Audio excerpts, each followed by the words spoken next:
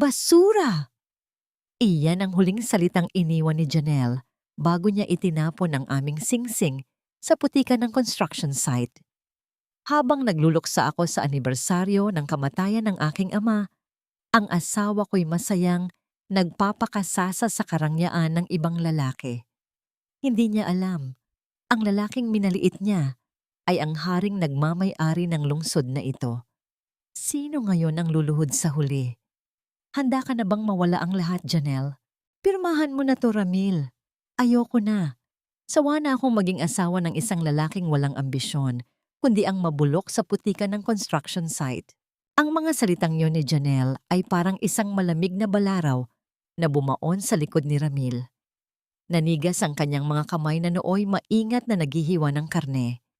Sa maliit nilang kusina sa isang payak na subdivision sa Davao, ang tanging maririnig lamang ay ang mahinang kulo ng niluluto niyang pork adobo, ang paboritong ulam ng kanyang yumaong ama. Ngayon, ang ikalimang anibersaryo ng pagkamatay nito at binalak ni Ramil na pagsaluhan nila iyon ni Janelle sa isang tahimik na hapunan. Dahan-dahang lumingon si Ramil. Ang kanyang mga mata, na pagod mula sa buong araw na pagtatrabaho sa ilalim ng matirik na araw, ay dumapo sa puting papel na inilapag ni Janelle sa ibabaw ng lumang mesang gawa sa kahoy. Isang kasunduan sa paghihiwalay. Janelle, anibersaryo ng pagkamatay ni Papa ngayon. Mahina, halos pabulong na sabi ni Ramil. Ang kanyang boses ay nanginginig sa hindi maipaliwanag na sakit. Akala ko ba maghahanda tayo? Akala ko ba itutuloy natin yung plano nating bakasyon? Isang mapait na tawa ang kumawala sa mga labi ni Janelle. Ang kanyang mukha, na dati puno ng paglalambing, ay balot na ngayon ng dismaya at pagkamuhi. Bakasyon? Saan? Sa resort na kasing liit ng banyo? Ramil gising, habang ang mga kaibigan ko ay nagpo-post ng mga biyahe nila sa Europe. Ako, heto, namimili pa rin ng clearance sale sa palengke. I deserve better. At nahanap ko na ang lalaking makakapagbigay sa akin yon. Bago pa man makasagot si Ramil, bumukas ang pintuan ng kanilang bahay nang walang pasabi. Pumasok ang isang lalaking nakasuot ng mamahaling suit.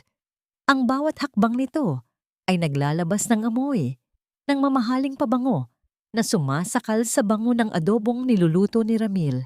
Si Cedric, isang kilalang negosyante na madalas makita sa mga pahayagan, ang lalaking alam ni Ramil na kliyente ng kanilang kumpanya. Babe, are you done? Ang baho naman dito. Amoy usok at pawis. Reklamo ni Cedric habang tinatakpan ng ilong gamit ang isang sutlang panyo. Lumapit siya kay Janelle at walang kahiya-hiyang inakbayan ito sa harap ni Ramil. Tila tumigil ang mundo ni Ramil. Ang bawat tibok ng kanyang puso ay naging isang mabigat na pasanin. Ang kutsilyong hawak niya ay dahan-dahang nadulas sa kanyang mga daliri. Lumikha ito ng isang matigas na tunog nang tumama sa sahig. Ngunit hindi niya ito naramdaman. Ang tanging nararamdaman niya ay ang tila pagkaubos ng hangin sa kanyang baga. Ang lalaking pinagsilbihan niya, ang kumpanyang pinag-alayan niya ng talino bilang isang simpleng engineer, ay ang lalaki ring kumuha sa kanyang asawa. Ramil, huwag ka nang gumawa ng eksena. Patuloy ni Janelle, ang boses ay wala ng bakas ng awa. Buntis ako, at hindi sa iyo ang batang ito. Kay Cedric siya magkakaroon ng magandang kinabukasan, hindi sa isang site engineer na hanggang tinggalang ang kayang ibigay. Parang isang malakas na sampal ang bawat salita. Buntis? Ang pangarap na binuo nila sa loob ng 5 taon, ang pangarap na magkaroon ng sariling pamilya, ay ibinigay ni Janelle sa iba. Ang sakit ay hindi na lamang emosyonal, naging pisikal ito. Naramdaman ni Ramil ang pamamanhid ng kanyang mga braso, ang panunuyo ng kanyang lalamunan, at ang tila pagguho ng bawat pader na nagtatanggol sa kanyang pagkatao. At isa pa, singit ni Cedric habang nakangisi, itong bahay na ito, nakapangalan ito kay Janelle, di ba? Binili ko na ang utang nito sa bangko, so technically, I own this place now. May 30 minuto ka para kunin ang mga basahan mo at lumayas. Ayokong madumihan ang bagong pugad namin ng kung anong dumi na dala mo mula sa construction site. Nanginginig ang mga kamay ni Ramil habang kinukuha niya ang isang lumang kahon mula sa ilalim ng mesa. Doon nakatago ang tanging alaala ng kanyang ama, isang lumang relo at isang sulat na hindi pa niya binubuksan simula nang mamatay ito. Wala siyang ibang kinuha. Hindi ang kanyang mga damit, hindi ang kanyang mga gamit. Tanging ang dangal ng kanyang ama ang nais niyang isalba mula sa bahay na yon na naging kulungan ng kanyang mga luha. Habang naglalakad siya palabas, hinarap niya ang dalawa. Ang ulan sa labas ay nagsimulang pumatak ng malakas, tila nakikiramay sa kanyang nararamdaman. Ang bawat patak ng tubig sa bubong ay parang martilyong nagpapakapako sa kanyang puso. "Janelle!" Tawag niya sa huling pagkakataon. Ang kanyang boses ay hindi na nanginginig. Ito ay malamig, malalim, at puno ng isang uri ng katahimikang mas nakakatakot kaysa sa galit. Sana ay mahanap mo ang kaligayahang hinahanap mo sa pera. Dahil ang katapatan, kailanman ay hindi nabibili ng ginto. "Drama!" Sigaw ni Janelle bago tuluyang isara ang pinto. Nakatayo si Ramil sa gitna ng kalsada, basang-basa sa ilalim ng madilim na langit ng Davao. Hawak niya ang lumang relo ng kanyang ama, ang tanging bagay na nagpapaalala sa kanya kung sino talaga siya. Tumingin siya sa malayo kung saan matatagpuan ang pinakamataas na gusali sa lungsod, ang gusaling pagmamay-ari ng pamilyang tinalikuran niya para sa isang simpleng buhay. Bakit ba kailangang mangyari ito sa mismong araw na iniwan siya ng kanyang ama? Ito na ba ang kabayaran sa kanyang pagpapakumbaba? Habang ang tubig ulan ay humahalo sa kanyang mga luha, isang itim na sasakyang mamahalin ang dahan-dahang tumigil sa kanyang tapat. Bumukas ang bintana nito at isang matandang lalaki na may awtoridad ang tumingin sa kanya. "Sir Ramil, tapos na ang 5 taon. Handa na ba kayong bumalik sa inyong tunay na tahanan?" Sa loob-loob ni Ramil, may isang bahagi ng kanyang pagkatao ang tuluyan ng namatay. Ngunit may isang bagong apoy ang nagsimulang mag-alab. Isang tanong ang nagpaulit-ulit sa kanyang isipan habang nakatingin sa saradong pinto ng kanyang dating buhay. Sino ang mas kahabag-habab? Ang lalaking nawalan ng lahat o ang babaeng akala ay nahanap na ang lahat? Ngunit ang totoo ay itinapon ng tanging kayamanang hindi niya kailanman muling makakamit. Ang lamig ng ulan na humahagupit sa balat ni Ramil ay hindi maikukumpara sa lamig na namumuo sa loob ng kanyang dibdib. Habang naglalakad siya sa madilim at basang kalsada ng Davao, ang bawat hakbang ng kanyang sapatos na puno ng putik ay tila may kasamang bigat ng 1,000 tonelada. Hawak-hawak niya ang basang kahon ng karton. Pilit itong pinoprotektahan mula sa ulan na parang yun na ang huling piraso ng kanyang pagkatao. Sa loob niyon, ang lumang relo ng kanyang ama ay nananatiling tuyo, isang piping saksi sa bawat luhang humahalo sa tubig na umagos sa kanyang mukha. Napahinto si Ramil sa tapat ng isang saradong karinderya. Ang bango ng kapeng barako na nagmumula sa isang maliit na stall sa kanto ay bahagyang nagpabalik sa kanyang ulirat. Doon niya nakita si Lola Ising, ang matandang tindera na kilala ng lahat ng mga manggagawa sa construction site. Sa gitna ng masamang panahon, nananatiling bukas ang kanyang munting tindahan, nagbibigay ng init sa mga taong walang masilungan. "Itoy, Ramil, Diyos ko, anong nangyari sa'yo?" Ang nag-aalalang boses ni Lola. Ising ay parang isang mainit na kumot na bumalot sa nanginginig na katawan ni Ramil. Mabilis na kumuha ang matanda ng isang malinis na basahan at pilit na pinatuyo ang balikat ng binata. "Bakit ka nasa labas sa ganitong oras? At bakit dala mo ang mga gamit mo?" Hindi agad nakasagot si Ramil.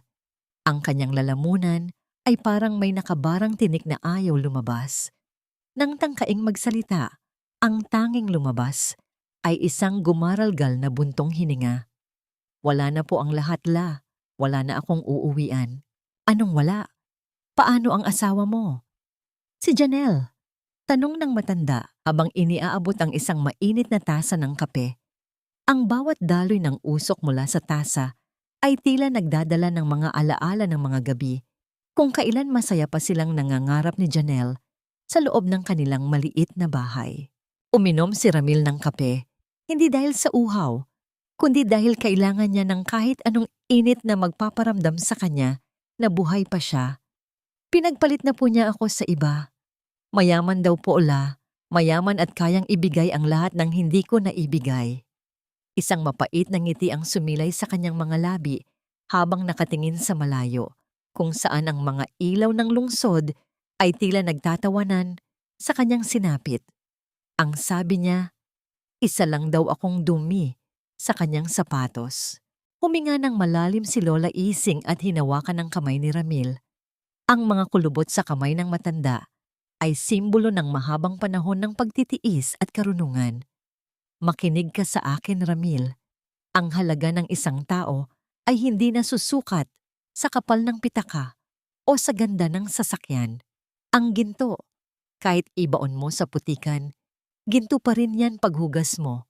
Huwag mong hayaang nakawin ng mga taong yon ang liwanag sa iyong puso. Napatitig si Ramil sa tasa. Ang salamin ng kanyang sariling mukha sa itim na kape ay tila isang estranghero. Ang Ramil na matiisin, ang Ramil na laging yumuyuko, ang Ramil na binaliwala. Iyon na ba talaga siya? O iyon lang ang papel na pinili niyang gampanan dahil sa pangako niya sa kanyang ama na matutong mamuhay ng payak bago tanggapin ang korona? Nabalik lamang ang kanyang diwa nang makaramdam siya ng isang tuloy-tuloy na pag-vibrate sa loob ng kanyang bulsa. Kinuha niya ang kanyang lumang cellphone na may basag na screen. Ang pangalang lumabas sa screen ay nagpatigil sa tibok ng kanyang puso. Attorney Arturo Mendoza. Sir Ramil? Ang boses sa kabilang linya ay formal, matatag at puno ng paggalang. Isang boses na matagal na niyang iniwasang pakinggan sa loob ng 5 taon. 5 taon na ang nakalilipas simula ng hilingin ng inyong ama na mabuhay kayo bilang isang ordinaryong tao. Ngayong gabi, sa oras na ito, ang huling habilin ay ganap ng aktibo.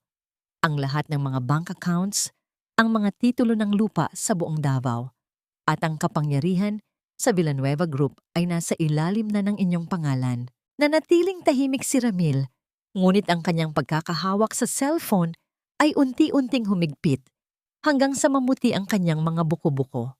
Ang ulan ay tila tumitigil na at ang katahimikan ng gabi ay nababalot ng isang uri ng tensyon na nakakabingi. May isa pa, sir, patuloy ng abogado. Nalaman namin ang tungkol sa mga utang ni Cedric De Vega. Hawak na natin ang lahat ng kanyang utang.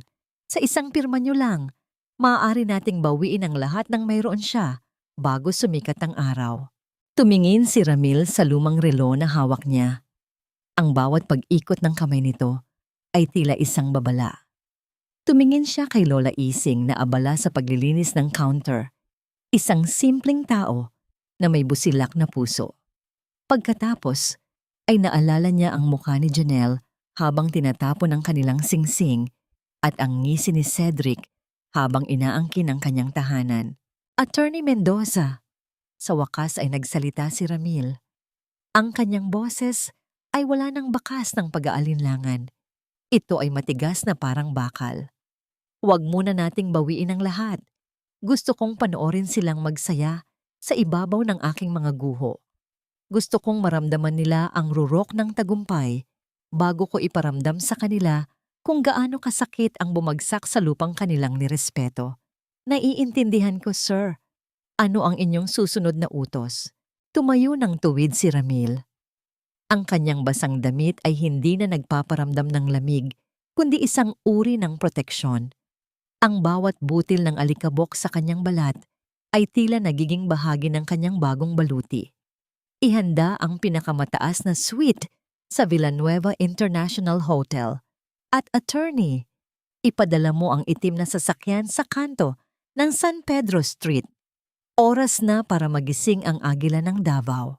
Habang naglalakad si Ramil palayo sa munting tindahan ni Lola Ising, isang itim na luxury car ang dahan-dahang huminto sa kanyang tabi. Ang pinto ay bumukas at isang lalaking nakauniporme ang bumaba para payungan siya. Bago siya sumakay, muli niyang tiningnan ang madilim na kalsadang pinanggalingan niya. Doon sa dulo niyon alam niyang natutulog ng mahimbing sina Janelle at Cedric, kampante sa kanilang nakuhang tagumpay. Ngunit sa kanyang bulsa, ang kanyang cellphone ay muling umilaw. Isang mensahe mula sa isang hindi kilalang numero ang pumasok. Ramil, nasaan ka? May naiwan ka sa bahay na hindi mo dapat makita. Huwag kang babalik. Pakiusap. Kumunot ang noo ni Ramil. Sino ang nagpadala nito? At ano ang lihim na itinatago sa loob ng bahay na itinuring niyang tahanan? Ang bawat pag-ikot ng gulong ng mamahaling sasakyan sa basang kalsada ng Davao ay tila isang pag-ikot din ng gulong ng tadhana para kay Ramil. Sa loob ng madilim at malamig na loob ng sasakyan, nananatiling tahimik ang binata habang nakatanaw sa mga ilaw ng lungsod na mabilis na dumadaan sa kanyang bintana. Ang kanyang mga kamay, na may mga kalyo mula sa 5 taong pagtatrabaho sa construction site, ay nakapatong sa malambot na leather ng upuan, isang malaking kaibahan sa magaspang na semento at bakal na nakasanayan niyang hawakan araw-araw. Huminto ang sasakyan sa harap ng Villanueva International Hotel, ang pinakamataas at pinaka-eksklusibong gusali sa buong rehiyon. Agad na lumapit ang mga doorman na nakasuot ng puting uniforme. Kitang-kita ang pagtataka sa kanilang mga mata nang makita ang isang lalaking basang-basa, madumi ang sapatos at may dalang basang karton na bumaba mula sa kanilang pinaka-VIP na sasakyan. Ngunit bago pa man sila makagawa ng kahit anong kilos, ang makapangyarihang presensya ni Attorney Mendoza na bumaba mula sa kabilang pinto ay nagpatigil sa kanila. Isang tango lamang mula sa abogado at ang lahat ay yumuko bilang tanda ng paggalang. Dito tayo, Sir Ramil. Ang presidential suite ay nakahanda na para sa inyo. Mahinahong sabi ni Attorney Mendoza habang ginagabayan ng binata patungo sa pribadong elevator. Pagpasok sa loob ng suite, bumungad kay Ramil ang isang mundo na matagal na niyang kinalimutan. Ang amoy ng sariwang bulaklak, ang malalambot na carpet, at ang tanawin ng Mount Apo mula sa malalaking bintana. Ngunit hindi ang luho ang kumuha ng kanyang atensyon. Lumakad siya patungo sa banyo at binuksan ang shower. Hinayaan niyang dumaloy ang mainit na tubig sa kanyang katawan. Tila hinuhugasan nito hindi lamang ang putik at amoy ng semento, kundi pati na rin ang bawat pangungutya, bawat sampal, at bawat sakit na ibinigay sa kanya ni Janelle. Nang lumabas siya, suot na ang isang mamahaling silk na bathrobe, nakatayo sa harap ng salamin si Ramil. Ang dating inhinyerong mahirap ay wala na. Ang nakaharap sa salamin ay isang lalaking may matatalim na mata, isang panga na tila hinulma mula sa matigas na bato, at isang aura ng kapangyarihan na matagal nang nakatago. Sir, narito na ang mga dokumentong hinihingi ninyo, sabi ni Attorney Mendoza na naghihintay sa sala. Inilapag niya ang ilang folder sa mesa. Tungkol ito sa Cedric De Vega na yon. Ang kanyang kumpanya, ang De Vega Developments, ay kasalukuyang nakabaon sa utang sa ating mga subsidiary banks at ang lupang balak niyang pagtayuan ng kanyang pinakamalaking proyekto, ang Prime Davao Estate. Huwag mong sabihing, putol ni Ramil habang binabasa ang titulo ng lupa. Tama kayo, sir. Ang lupang yon ay nakarehistro sa ilalim ng inyong pamilya. Isang lease agreement lamang ang hawak niya. At sa susunod na buwan ay nakatakda na itong mapatapos. Kung hindi niya ito mababayaran o ma-renew, ang lahat ng bilyong-bilyong pisong ininvest niya doon ay mapupunta sa inyo.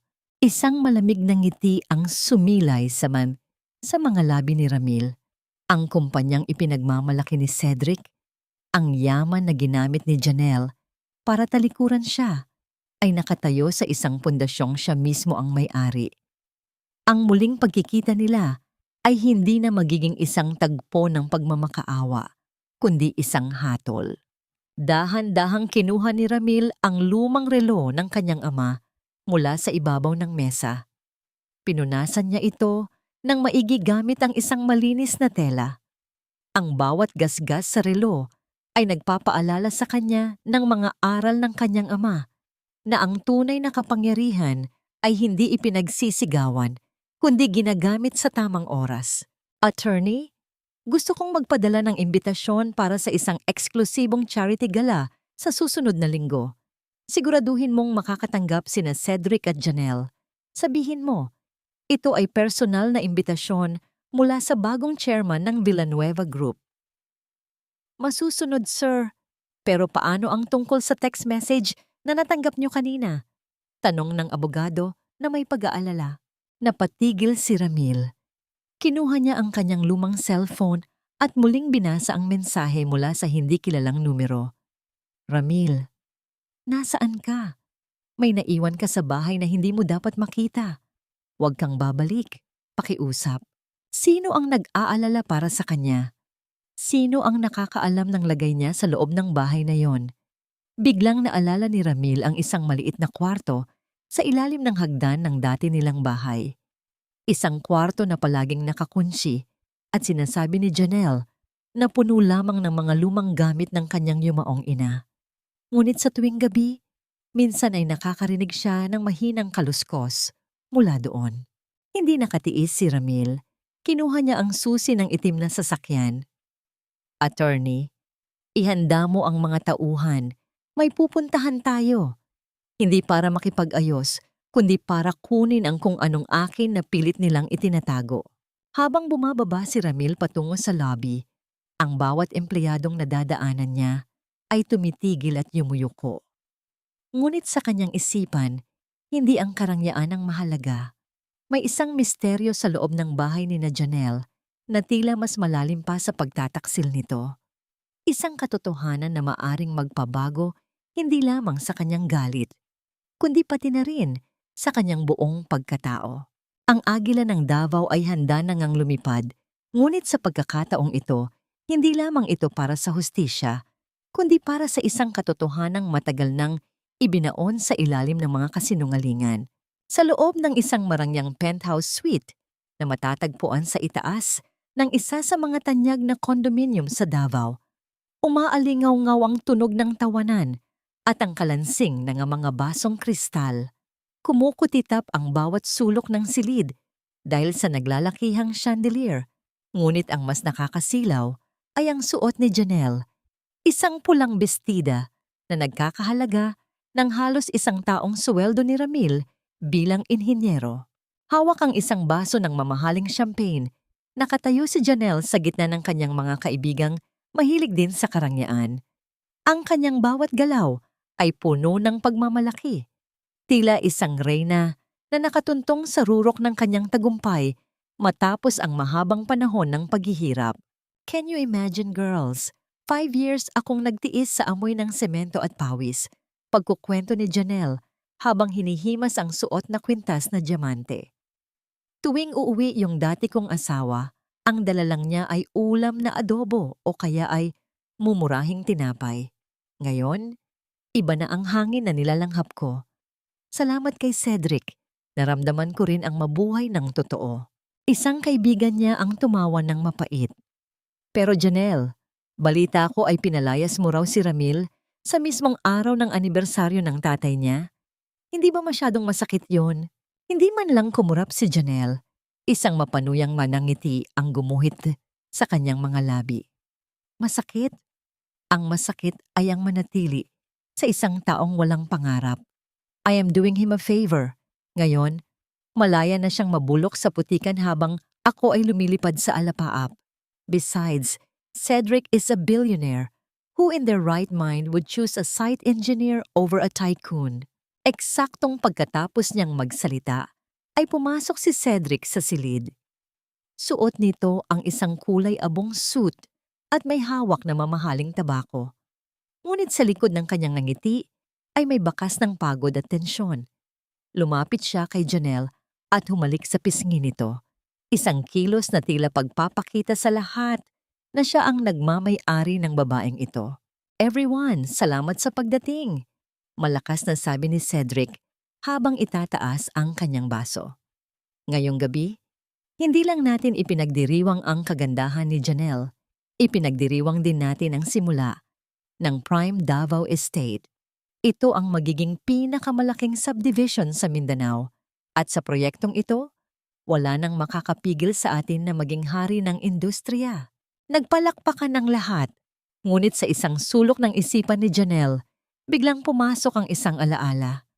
Naalala niya ang isang gabi kung kailan nilagnat siya ng matindi. Si Ramil, sa kabila ng pagod mula sa trabaho, ay hindi natulog para lamang punasan ang kanyang katawan at ipagluto siya ng lugaw. Naalala niya ang init ng kamay ni Ramil at ang lambing ng boses nito habang sinasabing, "Kahit anong mangyari, hinding-hindi kita iiwan, Janelle." Sandaling napatitig si Janelle sa kanyang champagne. Isang kakaibang kirot ang dumaan sa kanyang dibdib, ngunit mabilis niya itong pinalis. Wala lang yon. Sa loob-loob niya, ang lugaw ay hindi nakakabili ng LV bags. Ang lambing ay hindi nakakapagpatayo ng mansyon. "Babe, are you okay?" bulong ni Cedric sa kanyang tabi. "Yes, of course, I'm just so happy," pagsisinungaling ni Janelle. Ngunit ang selebrasyon ay biglang nagambala nang lumapit ang sekretary ni Cedric na maputla ang muka at nanginginig ang mga kamay. May hawak itong isang itim na envelope na may tatak ng isang malaking law firm. "Sir Cedric, kailangan niyo pong makita ito," pabulong na sabi ng secretary. Ngunit sapat na para marinig ni Janelle. Kinuha ni Cedric ang sobre at binuksan ito. Habang binabasa niya ang nilalaman, ang kanyang mukha na dati mapula dahil sa alak ay biglang naging kasing puti ng papel. Ang tabakong hawak niya ay nahulog sa carpeted na sahig. "Impossible," yusal ni Cedric. "Paano mo itong nangyari?" "Ano yan, babe?" tanong ni Janelle na nagsisimula ng kabahan. Hindi sumagot si Cedric. Sa halip, binalibag niya ang papel sa mesa. Ito ay isang opisyal na abiso mula sa Land Registration Authority at sa Villanueva Group of Companies. Ang nakasulat ay malinaw. Ang lease contract para sa lupang pagtatayuan ng Prime Davao Estate ay hindi ire-renew at ang lahat ng permit na inilabas sa ilalim ng pangalan ni Cedric ay suspendido dahil sa kakulangan ng ownership clearance mula sa tunay na may-ari ng lupa. "Sino? Sino ang may-ari ng lupa?" Nanginginig na tanong ni Janelle. Tumingin si Cedric sa kanya. Ang mga mata ay puno ng takot at galit. Hindi nakalagay ang pangalan ng individual. Ang nakalagay lang ay ang chairman ng Villanueva Group. At Janelle, lahat ng pera nating ininvest sa proyektong ito, lahat ng utang ko sa bangko na ginamit nating panggastos sa party na ito, nakasalalay sa lupang iyon. Sa gitna ng katahimikan ng mga bisita, ang malakas na tugtog ng party ay biglang tila naging isang malungkot na tunog ng pagluluksa. Ngunit ang mas ikinagulat ni Janelle ay ang isang notification sa kanyang cellphone. Isang litrato mula sa isang kaibigan na nagtatrabaho sa isang sikat na hotel. Ang litrato ay malabo, ngunit malinaw ang bulto ng isang lalaking pababa. Mula sa isang itim na luxury car, pinalilibutan ng mga bodyguard at binabati ng bawat empleyado. Ang lalaking iyon ay may suot na relong pamilyar sa kanya, ang lumang relo na pagmamay-ari ng ama ni Ramil. Nabitawan ni Janelle ang kanyang baso. Ang kristal ay nabasag sa sahig. Nagkalat ang mga piraso nito na parang ang kanyang mga pangarap. Hindi maaari. Isip niya, bakit ang chairman na kinatatakutan ni Cedric ay tila may anino ng lalaking kakapilit lang niyang layasan? At ano ang tunay na dahilan kung bakit ayaw siyang pabalikin ng hindi kilalang sender sa kanilang lumang bahay? Hindi mo ba alam na bawal ang mga hampas lupa rito sa loob ng mall? Baka pati ang sahig ay madumihan mo sa suot mong tsinelas na galing sa kung saang palengke. Ang boses ni Janelle ay malingaw-ngaw sa gitna ng malawak at marangyang pasilyo ng isang tanyag na mall sa Davao. Ang kanyang mga mata ay nanlilisik sa galit at pagkamuhi habang nakaturo ang kanyang daliri na may bagong gawang kuko sa dibdib ni Ramil. Sa likod niya nakatayo si Cedric na may mapanuyang ngisi bagamat bakas pa rin sa kanyang noo ang kaba mula sa balitang natanggap nila kagabi. Napatigil si Ramil. Nakasuot lamang siya ng isang simpleng polo shirt at pantalon. Isang ayos na pilit niyang pinanatili para sa kanyang misyong bumalik sa kanilang dating bahay. Ngunit ang pagtatagpong ito ay hindi niya inaasahan. Tumingin siya kay Janelle, ang babaeng 5 taon niyang inalagaan at minahal. Ang mukha nito ay puno ng kolorete, ngunit para kay Ramil, mas nakikita niya ang kapangitan ng ugali nito na unti-unting lumalabas sa bawat salitang binibitawan nito. Ang sakit na naramdaman ni Ramil noong nakaraang gabi ay wala na. Ang natira na lamang ay isang malalim na pagkadismaya. Isang uri ng pagkasuklam na hindi idinadaan sa sigaw, kundi sa isang malamig na katahimikan. Janelle, pampublikong lugar ito. Wala akong ginagawang masama, mahinahong sagot ni Ramil, bagamat ang bawat hibla ng kanyang pagkatao ay nagngangalit sa loob. Pampublikong lugar, pero para sa mga taong may pambili. Muling sigaw ni Janelle na tila gustong kumuha ng atensyon mula sa mga taong dumadaan. Gusto niyang iparamdam na kahit gaano pa katagal silang nagsama, hinding-hindi na sila magkapantay. Tingnan mo nga ang sarili mo. Amoy semento ka pa rin yata. Cedric, babe, tingnan mo itong dating asawa ko. Sinusundan yata tayo para humingi ng pera. Tumawa si Cedric ng malakas, isang tunog na puno ng kapalaluan. Lumapit siya kay Ramil at tinapik ang balikat nito ng may puwersa. Alam mo, engineer, o kung tawagin ka pa rin nilang ganoon, naiintindihan ko naman na mahirap mawalan ng asawa at bahay sa loob ng isang gabi. Pero pakiusap, huwag mo kaming gawing charity case. Kung kailangan mo ng trabaho, baka pwede kitang gawing tagahugas ng sasakyan ko. Malaki ako mag-tip. Kinuha ni Cedric ang kanyang pitaka at naglabas ng 1,000 piso.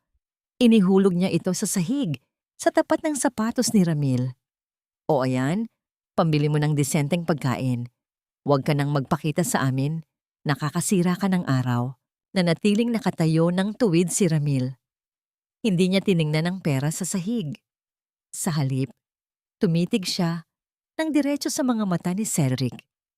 Isang titig na hindi mababakas ang takot, kundi ang isang uri ng awtoridad na nagpatahimik sa tawa ng lalaki.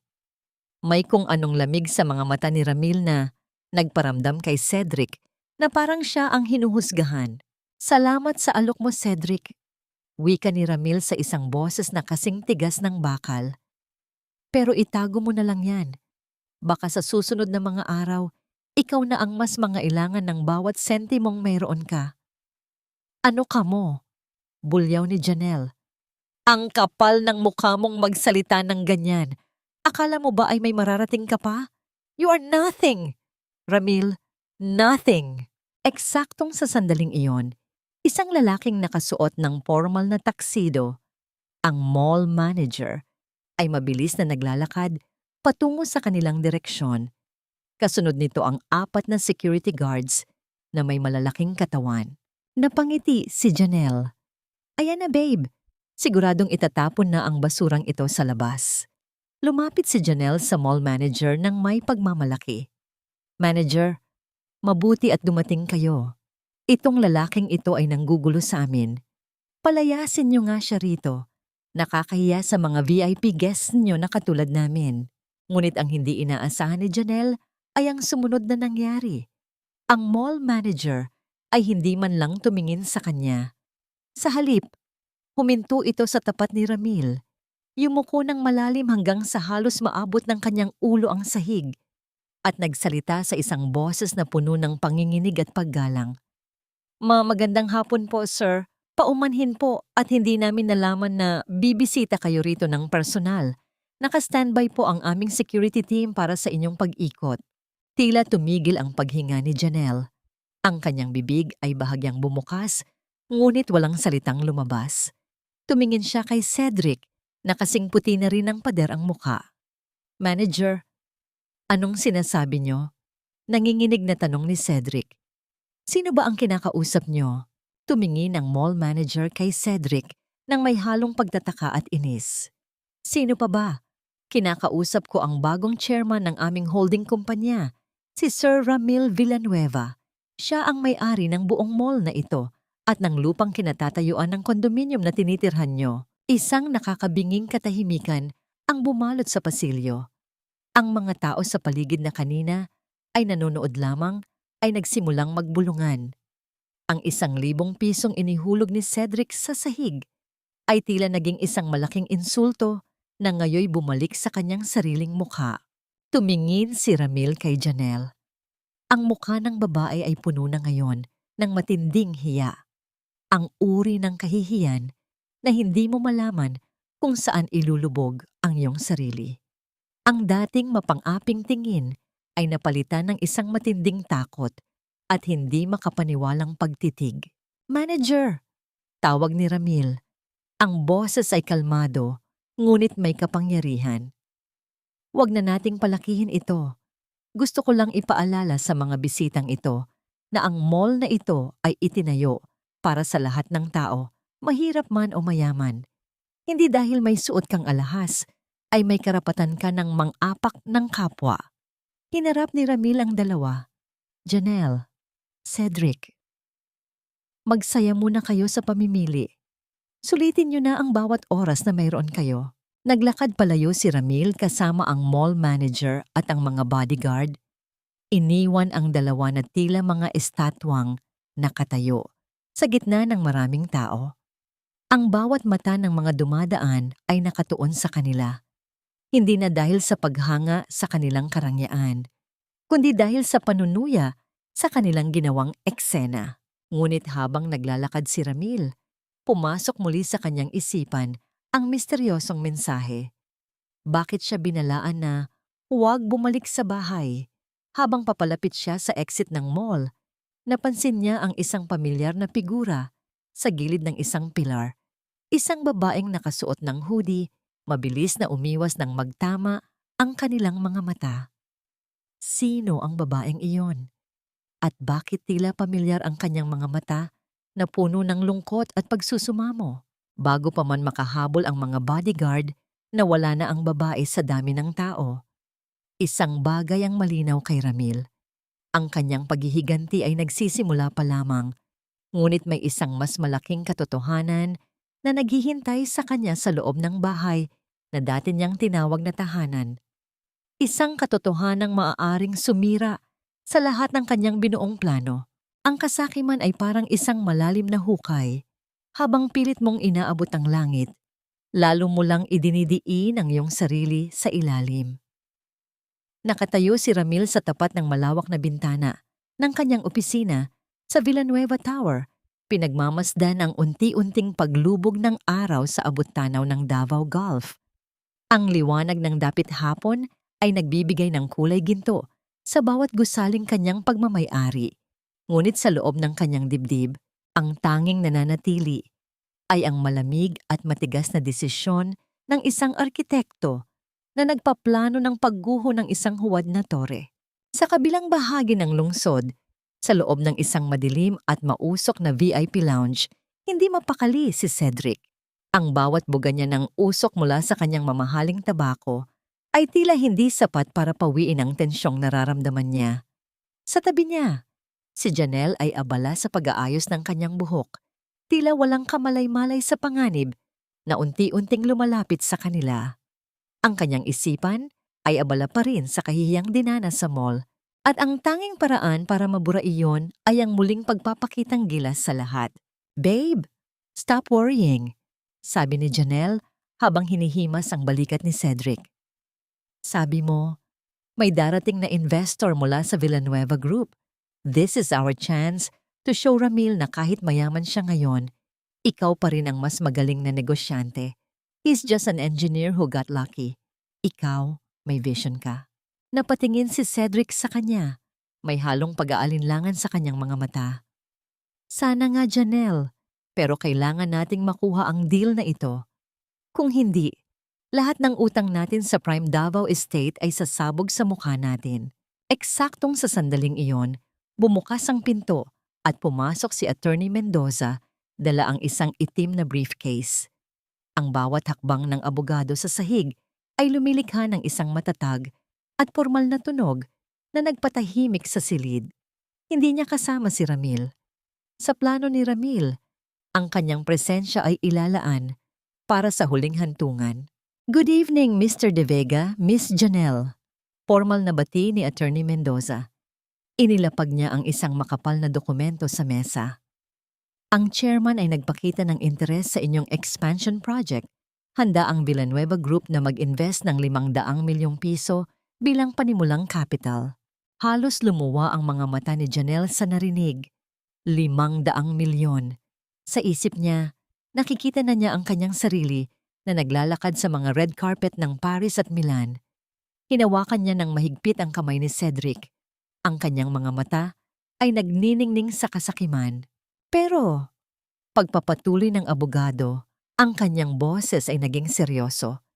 Dahil sa mga kamakailang issue sa inyong permit, kailangan ng chairman ng isang matibay na kasiguruhan.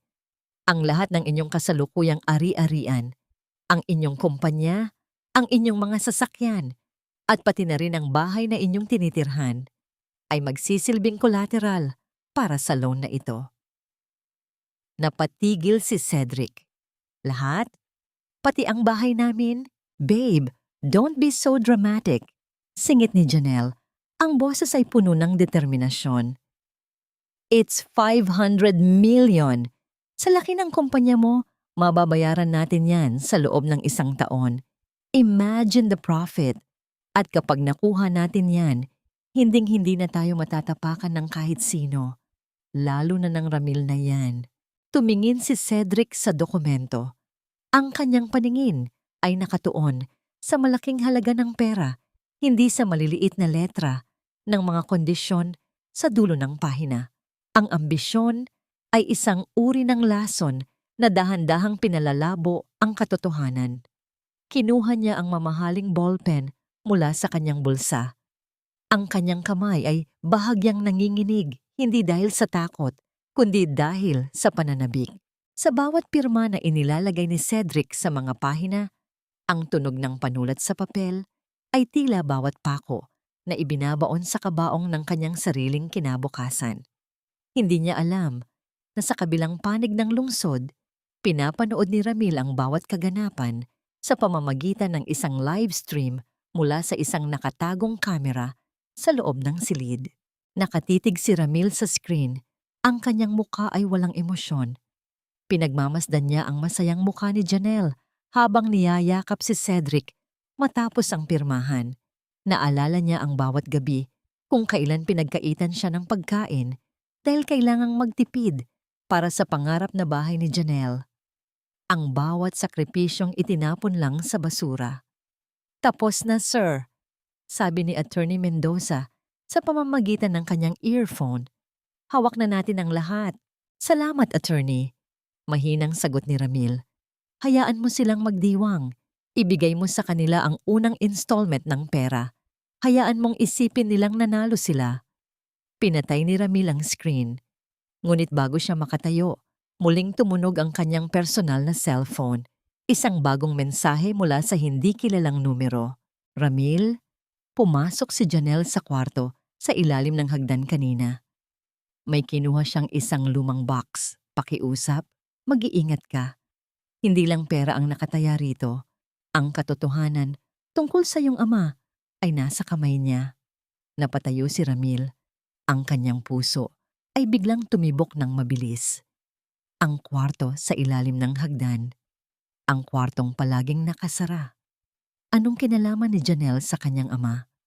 At bakit tila may mas malalim na koneksyon ang pagkamatay ng kanyang ama sa pamilya ni Janelle? Agad na lumabas si Ramil ng kanyang opisina. Hindi na niya hihintayin ang charity gala. Ang laro ng pera ay tapos na, ngunit ang laro ng buhay at kamatayan ay tila nagsisimula pa lamang. Sa gitna ng kanyang paglalakad, patungo sa elevator, isang alaala ang bumalik sa kanya, ang huling salita ng kanyang ama bago ito mawalan ng hininga. Huwag kang magtitiwala sa mga taong masyadong malapit sa ating pundasyon, Ramil. Ngayon lang naintindihan ni Ramil ang kahulugan niyon. Ang pundasyon ng kanyang buhay ay hindi ang Villanueva Group, kundi ang tahanang binuo niya kasama si Janelle. At doon, sa ilalim ng hagdan ng bahay na yon, nakatago ang isang lihim na maaaring sumira sa lahat ng kanyang pinaniniwalaan. Ang bawat hakbang sa damuhan ng sementeryo ay nag-iiwan ng bakas ng hamog sa sapatos ni Ramil. Sa gitna ng katahimikan ng madaling araw sa Davao, tanging ang malamyos na huni ng mga ibon sa malayo ang nagbabasag sa kapayapaan. Huminto siya sa tapat ng isang payak ngunit marangal na puntod. Nakaukit doon ang pangalang Don Roberto Villanueva. Dahan-dahang lumuhod si Ramil. Hinawakan niya ang malamig na marmol at sa bawat haplos niya, tila bumabalik ang init ng mga kamay ng kanyang ama noong nabubuhay pa ito. Naalala niya ang mga huling sandali sa ospital, ang amoy ng gamot, ang tunog ng makinang dahan-dahang humihina, at ang mahigpit na hawak ng kanyang ama sa kanyang braso. Pa, 5 taon na! Mahinang bulong ni Ramil. Sinunod ko ang utos niyo. Nabuhay ako sa putikan, natuto akong kumain ng alikabok, at naramdaman ko kung paano tratuhin ang isang taong walang pangalan. Pero pa, bakit kailangan pang madamay ang alaala niyo sa laro ng mga taong ito? Isang malakas na ihip ng hangin ang tila sumagot sa kanya, nagpapagalaw sa mga dahon ng kalachuchi sa paligid. Ang misteryosong mensahe tungkol sa kwarto sa ilalim ng hagdan ay patuloy na bumabagabag sa kanya. Kung may kinalaman si Janelle sa mga huling dokumento ng kanyang ama, ibig sabihin ay hindi aksidente ang lahat. Nabalik lamang ang kanyang diwa nang marinig ang paghinto ng isang sasakyan sa hindi kalayuan. Mabilis na tumayo si Ramil at nagtago sa likod ng isang malaking puno. Mula sa kanyang kinatatayuan, nakita niya ang pagbaba ng isang babaeng pamilyar ang tindig. Si Doña Remedios, ang ina ni Janelle. Ang matanda ay may dalang mga bulaklak, ngunit ang kanyang mukha ay hindi kakikitaan ng pagdadalamhati. Sa halip, puno ito ng takot at pagkabalisa. Pinagmamasdan ni Ramil ang bawat galaw ng kanyang dating biyenan. Lumapit ito sa puntod ni Don Roberto, ngunit hindi ito nagalay ng dasal. Sa halip, may ibinulong ito na sapat na para marinig ng hangin. Patawarin mo kami, Roberto. Kung hindi mo lang sana nalaman ang tungkol sa mga pekeng materyales na ginamit ni Cedric sa proyekto mo, hindi sana nauwi sa ganito ang lahat. Kasalanan mo rin, masyado kang matuwid. Parang isang kidlat na tumama sa gitna ng dibdib ni Ramil ang narinig. Ang kanyang mga kamao ay nagngalit hanggang sa bumaon ang kanyang mga kuko sa balat ng kanyang palad. Pekeng materyales? Ibig sabihin, ang aksidente sa construction site na kumitil sa buhay ng kanyang ama ay hindi pagkakataon lamang. Ito ay isang planadong pagpatay para itago ang katiwalian ni Cedric at ang pakikipagsabuatan ng pamilya ni Janelle. Nang umalis si Doña Remedios, hindi na nag-aksaya ng panahon si Ramil.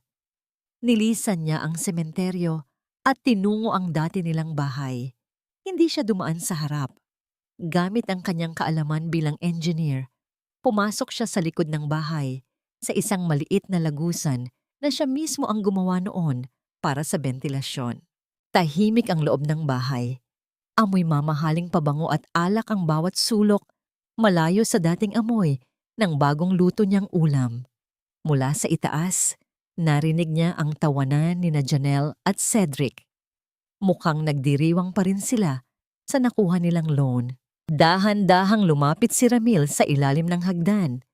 Ang maliit na pinto ay nakakunsi, ngunit para sa isang taong nagdisenyo ng bahay na ito, ang pagbubukas niyon ay parang pagpindot lamang ng isang simpleng switch. Isang mahinang tunog ng pag-atras ng trangka ang narinig At bumukas ang pinto. Sa loob, bumungad sa kanya ang kadiliman at ang amoy ng lumang papel. Gamit ang flashlight ng kanyang cellphone, hinanap niya ang sinasabing box. Sa isang sulok, nakita niya ang isang itim na metal box na may tatak ng Villanueva Construction. Nang buksan niya ito, hindi ginto o pera ang tumambad sa kanya, kundi ang isang logbook ng kanyang ama at ang isang set ng mga litrato ng mga bitak-bitak na pundasyon ng isang gusali. Ang gusaling kinalalagyan ng opisina ni Cedric ngayon. Kasama rin doon ang isang liham na may pirma ni Janelle. Isang liham na nagpapatunay na siya ang nag-abot ng mga maling blueprint sa kanyang ama para iligaw ito sa inspeksyon. Hayop! Usal ni Ramil. Ang kanyang boses ay halos mawala dahil sa tindi ng galit. Ang babaeng pinakasalan niya, ang babaeng pinagkatiwalaan niya, ang mismong nagbaon ng kabaong sa kanyang sariling ama. Biglang bumukas ang ilaw sa sala. Narinig ni Ramil ang mga yabag ng sapatos na papalapit sa hagdan. "Babe, narinig mo ba yon? Parang may kaluskos sa ilalim." Boses yon ni Janelle. Mabilis na isinara ni Ramil ang box at pilit na nagtago sa pinakamadilim na bahagi ng maliit na kwarto. Ang tunog ng pagpihit ng doorknob ay tila isang hatol ng kamatayan. Sa bawat segundo, ramdam ni Ramil ang bilis ng tibok ng kanyang puso na tila gustong kumawala sa kanyang dibdib. Bumukas ang pinto. Ang anino ni Janelle ay gumuhit sa sahig ng maliit na silid. May hawak siyang isang matalas na gunting. Ang kanyang mga mata ay nanlilisik habang naghahanap sa kadiliman. "Alam kong nandyan ka, Ramil. Hindi ka pa rin nagbabago. Mahilig ka pa rin makialam sa mga bagay na hindi para sa'yo." Bulong ni Janelle. Ang kanyang boses ay parang isang ahas na naglalabas ng lason. Eksaktong sa sandaling iyon, tumunog ang alarm system ng bahay sa labas. Isang malakas at paulit-ulit na tunog na yumanig sa buong paligid. "Cedric! Ang magnanakaw!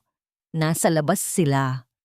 Sigaw ni Janelle habang tumatakbo palabas ng kwarto para tignan ang security camera. Samantala, sa labas ng gate, isang itim na sasakyan ang nakaparada.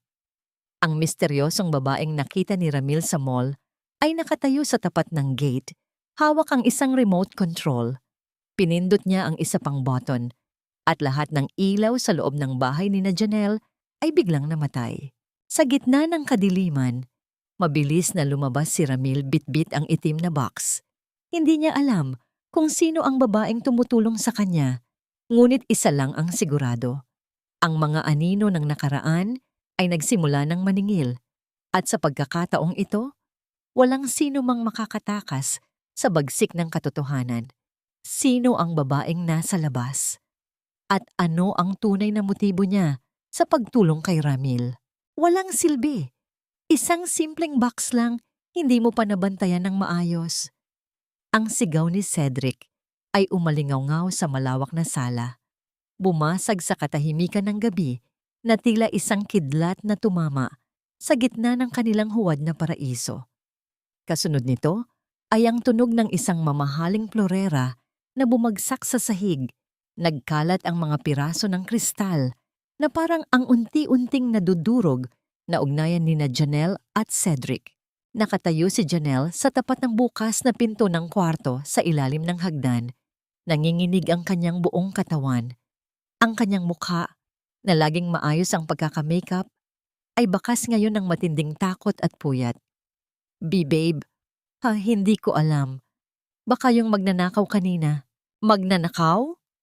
Isang mapait at nakakatakot na tawa ang kumawala kay Cedric. Lumapit siya kay Janelle. Ang kanyang mga mata ay nanlilisik sa galit. Hinawakan niya ng mahigpit ang braso ng babae, isang hawak na sapat na para mag-iwan ng marka, ngunit hindi sapat para magdugo. "Alam nating dalawa kung sino ang kumuha niyon. Si Ramil, ang walang kwentang asawa mo ang pumasok dito. Ay hindi niya magagawa yon." "Mahina si Ramil, Cedric. Kilala ko siya." Pagsisinungaling ni Janelle. Bagamat sa loob-loob niya ay nararamdaman na niya ang panganib. Mahina. Muling bulyaw ni Cedric habang binitawan ang braso ni Janelle nang may puwersa, dahilan para mapaupo ang babae sa sofa. Ang mahinang sinasabi mo ay ang chairman ng kumpanyang may hawak ng lahat ng utang natin. Janelle, gisising! Ginamit tayo ni Ramil. Pinagmukha tayong mga tanga. Dito na nagsimula ang masakit na bahagi ng katotohanan. Ang lalaking akala ni Janelle ay magliligtas sa kanya mula sa kahirapan ay siya palang magiging mitya ng kanyang pagbagsak. Tiningnan niya si Cedric. Ang lalaking dati ay puno ng tamis ang mga salita. Ngunit ngayon ay tila isang halimaw na naghahanap ng masisisi. Kasalanan mo ito? Bulong ni Cedric. Ang boses ay puno ng lason. Ikaw ang nagdala sa akin sa pamilyang ito. Ikaw ang nagsabi na patay na ang matanda at wala nang pakialam ang anak niya. Kung hindi dahil sa ambisyon mong maging reyna, hindi sana ako nadamay sa gulo ni na Roberto at Ramil. Ako pa ang may kasalanan? Hiyaw ni Janelle. Ang mga luha ay nagsimula. Nang umagos, sumisira sa kanyang eyeliner. Cedric, ikaw ang pumatay sa tatay niya. Ikaw ang nag-utos na gumamit ng pekeng semento.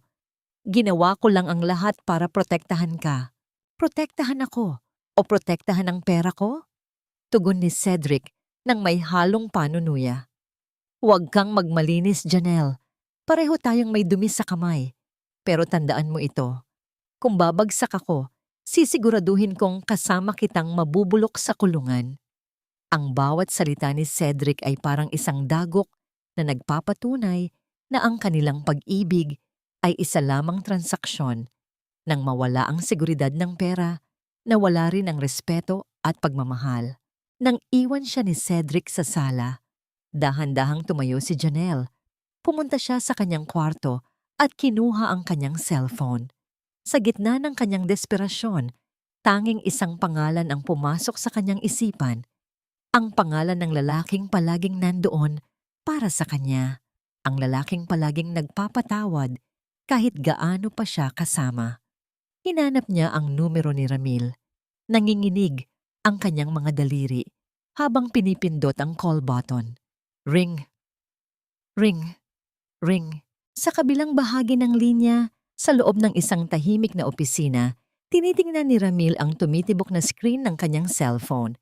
Kasama niya si Attorney Mendoza at ang misteryosong babae na tumulong sa kanya, si Sofia, ang dating sekretary ng kanyang ama na tinanggal ni Cedric matapos ang aksidente. Huwag mong sagutin, sir, payo ni Attorney Mendoza. Ngunit may ibang plano si Ramil. Sinagot niya ang tawag. Nanatili siyang tahimik, hinihintay ang unang salita mula sa babaeng sumira sa kanyang buhay. Ramil? Ramil? Pakiusap. Mag-usap tayo. Basag ang boses ni Janelle. Puno ng pagsusumamo na tila siya ang biktima. Nagkamali ako, Ramil. Natatakot ako. Sinasaktan ako ni Cedric. Pakiusap, sunduin mo ako. Bumalik tayo sa dati. Alam kong mahal mo pa rin ako. 'Di ba? Isang mahaba at nakakabinging katahimikan ang namayani. Naririnig ni Ramil ang mabigat na paghinga ni Janelle. Sa kabilang linya, naalala niya ang lahat. Ang pagtapon ng singsing, ang pangungutya sa mall, at ang katotohanang kasabwat ito sa pagpatay sa kanyang ama. Janelle, mahinang sabi ni Ramil. Ang kanyang boses ay walang galit, ngunit wala ring awa. Ito ay parang boses ng isang hukom na nagbabasa ng sentensya. Ang Ramil na kilala mo, ang Ramil na pwedeng mong lokohin at utuin, ay namatay na kasabay ng aking ama sa construction site na yon. Ramil, please, huwag mong sabihin yan. Huwag kang mag-alala, Janelle. Putol ni Ramil. Hindi kita pababayaan. Sisiguraduhin kong magkakaroon kayo ni Cedric ng isang tahanang hinding-hindi nyo na kailangang bayaran. Isang kwartong may mga rehas kung saan magkakaroon kayo ng sapat na panahon para pagsisihan ang bawat buhay na kinuha nyo. Anong ibig mong sabihin? Nanginginig na tanong ni Janelle. Check your email, Janelle. At pakisabi kay Cedric, ang utang na loob ay binabayaran, pero ang utang na buhay ay katarungan ng kabayaran. Ipinatong ni Ramil ang cellphone sa mesa. Sa sandaling iyon, isang malakas na tunog ng sirena ng pulis ang nagsimulang marinig mula sa labas ng bahay ni Janelle. Napatingin si Janelle sa bintana. Ang mga asul at pulang ilaw ng mga sasakyan ng pulis ay nagbibigay ng isang nakakatakot na kulay sa paligid. Ngunit ang mas nakakatakot ay ang nakita niya sa kanyang email. Isang litrato ng dokumentong kinuha ni Ramil sa ilalim ng hagdan, kasama ang isang warrant of arrest sa pangalan nilang dalawa. Biglang bumukas ang pinto ng kwarto. Si Cedric, na may hawak na maleta at balak ng tumakas ng mag-isa, ay napatigil nang makita ang mga pulis sa baba. Ikaw, tinawagan mo ang pulis? Sigaw ni Cedric kay Janelle habang dinuduro ito. Sa gitna ng kaguluhan, isang bagay ang napansin ni Janelle sa screen ng kanyang phone bago ito tuluyang mamatay. Isang huling mensahe mula kay Ramil. Ang huling retoke sa mukha mo, Janelle, ay ang katotohanan. Sino ang tunay na magbabayad? At may pag-asa pa ba para sa isang pusong nilamon na ng kasakiman? Ang bawat palapag na inaakyat ng elevator sa loob ng Villanueva Tower ay tila bawat baitang ng langit na pilit inaabot ni Cedric. Ngunit sa bawat segundong lumilipas, lalo lamang siyang nilalamon ng kaba. Suot ang kanyang pinakamahal na suit. Pilit niyang itinago ang panginginig ng kanyang mga kamay sa loob ng kanyang bulsa.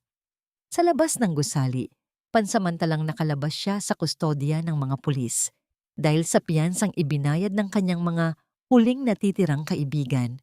Ngunit alam niyang ang tunay na hatol ay hindi mangyayari sa loob ng korte, kundi sa loob ng boardroom na ito. Bumukas ang pinto ng elevator at bumungad sa kanya ang isang malawak na pasilyo na gawa sa makintab na marmol. Sa dulo niyon, naghihintay ang mga miyembro ng Board of Directors ng Villanueva Group. Pagpasok ni Cedric sa loob ng silid, ang katahimikan ay sapat na para marinig niya ang sarili niyang mabigat na paghinga. Nakaupo ang mga matatandang negosyante sa paligid ng isang mahabang mesa. Ang kanilang mga mukha ay kasing tigas ng bato. Mr. De Vega, salamat sa pagdating. Simula ni Attorney Mendoza na nakatayo sa dulo ng mesa. Narito tayo para pag-usapan ang hinaharap ng De Vega Developments at ang 500 milyong pisong loan na kinuha niyo mula sa aming kumpanya. Attorney, pakiusap. Alam niyo naman ang nangyari. Mabilis na sabi ni Cedric. Ang kanyang boses ay puno ng desperasyon. Ang mga kaso laban sa akin ay gawa-gawa lamang ng mga taong gustong sumira sa reputasyon ko. Kailangan ko lang ng kaunting panahon para maayos ang Prime Davao Estate. Kapag natuloy ang proyektong yon, mababayaran ko ang lahat. Isang malamig na ngiti ang sumilay sa mga labi ng isang matandang direktor. Mr. De Vega, paano niyo itutuloy ang proyekto kung ang mismong lupang kinatatayuan yon ay hindi na inyo? Ang lease contract ay kansilado na. At ayon sa aming investigasyon, ang mga pundasyong itinayo nyo ay gawa sa mga substandard na materyales. Isang malaking panganib ito sa publiko. Hindi totoo yan, sigaw ni Cedric, bagamat ang kanyang mga mata ay naghahanap ng kakampi sa paligid. Ngunit wala siyang nakita, kundi ang pagkasuklam. Sapat na ang ingay, Mr. De Vega. Ang boses na yon ay hindi nagmula sa sino mang nakaupo sa mesa. Ito ay nagmula sa isang madilim na sulok ng silid, kung saan ang isang malaking swivel chair ay dahan-dahang umiikot. Tila tumigil ang pag-ikot ng mundo para kay Cedric nang makita ang lalaking nakaupo doon. Si Ramil. Hindi na ito ang Ramil na nakasuot ng maduming uniforme ng engineer. Hindi na ito ang Ramil na yumuyuko sa harap niya. Nakasuot ito ng isang pasadyang itim na suit. Maayos ang pagkakaayos ng buhok at ang bawat titig nito ay tila isang matalim na espada na humihiwa sa kanyang pagkatao.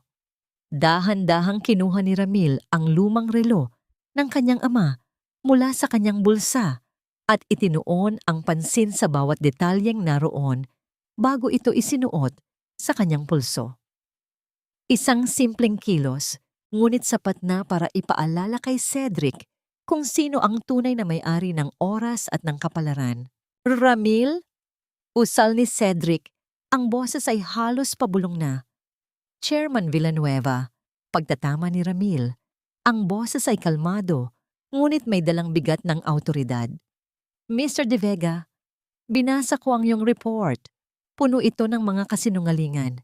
Katulad ng kung paano mo niloko ang aking ama at kung paano mo nakuha ang aking asawa. Akala mo ba ay hindi ko malalaman ang tungkol sa mga peking invoice at ang sabuatan niyo ni Doña Remedios? Ramil, please, mag-usap tayo. Alam mong negosyo lang ang lahat ng ito. Pagsusumamo ni Cedric, na ngayoy handa ng lumuhod sa harap ng kanyang dating tauhan. Negosyo? Isang mahinang tawa ang kumawala kay Ramil, ngunit ang kanyang mga mata ay nananatiling malamig. Nang sirain niyo ang pundasyon ng gusali ng aking ama, hindi lang negosyo ang sinira niyo. Sinira niyo ang tiwala at buhay ng maraming tao. At ngayong araw, ang hatol ay pinal na. Tumayo si Ramil at inilapag ang isang folder sa mesa. Attorney Mendoza, simulan na ang foreclosure proceedings. Bawiin ang lahat ng ari-arian ng De Vega Developments, ang lahat ng kanyang sasakyan, ang kanyang mga bank accounts, at ang penthouse na tinitirhan niya kasama si Janelle. Wala silang ititira kahit isang sentimo. Hindi niyo magagawa ito. May kontrata tayo. Sigaw ni Cedric. Basahin mo ang fine print, Cedric. Madiing sabi ni Ramil habang lumalapit sa lalaki.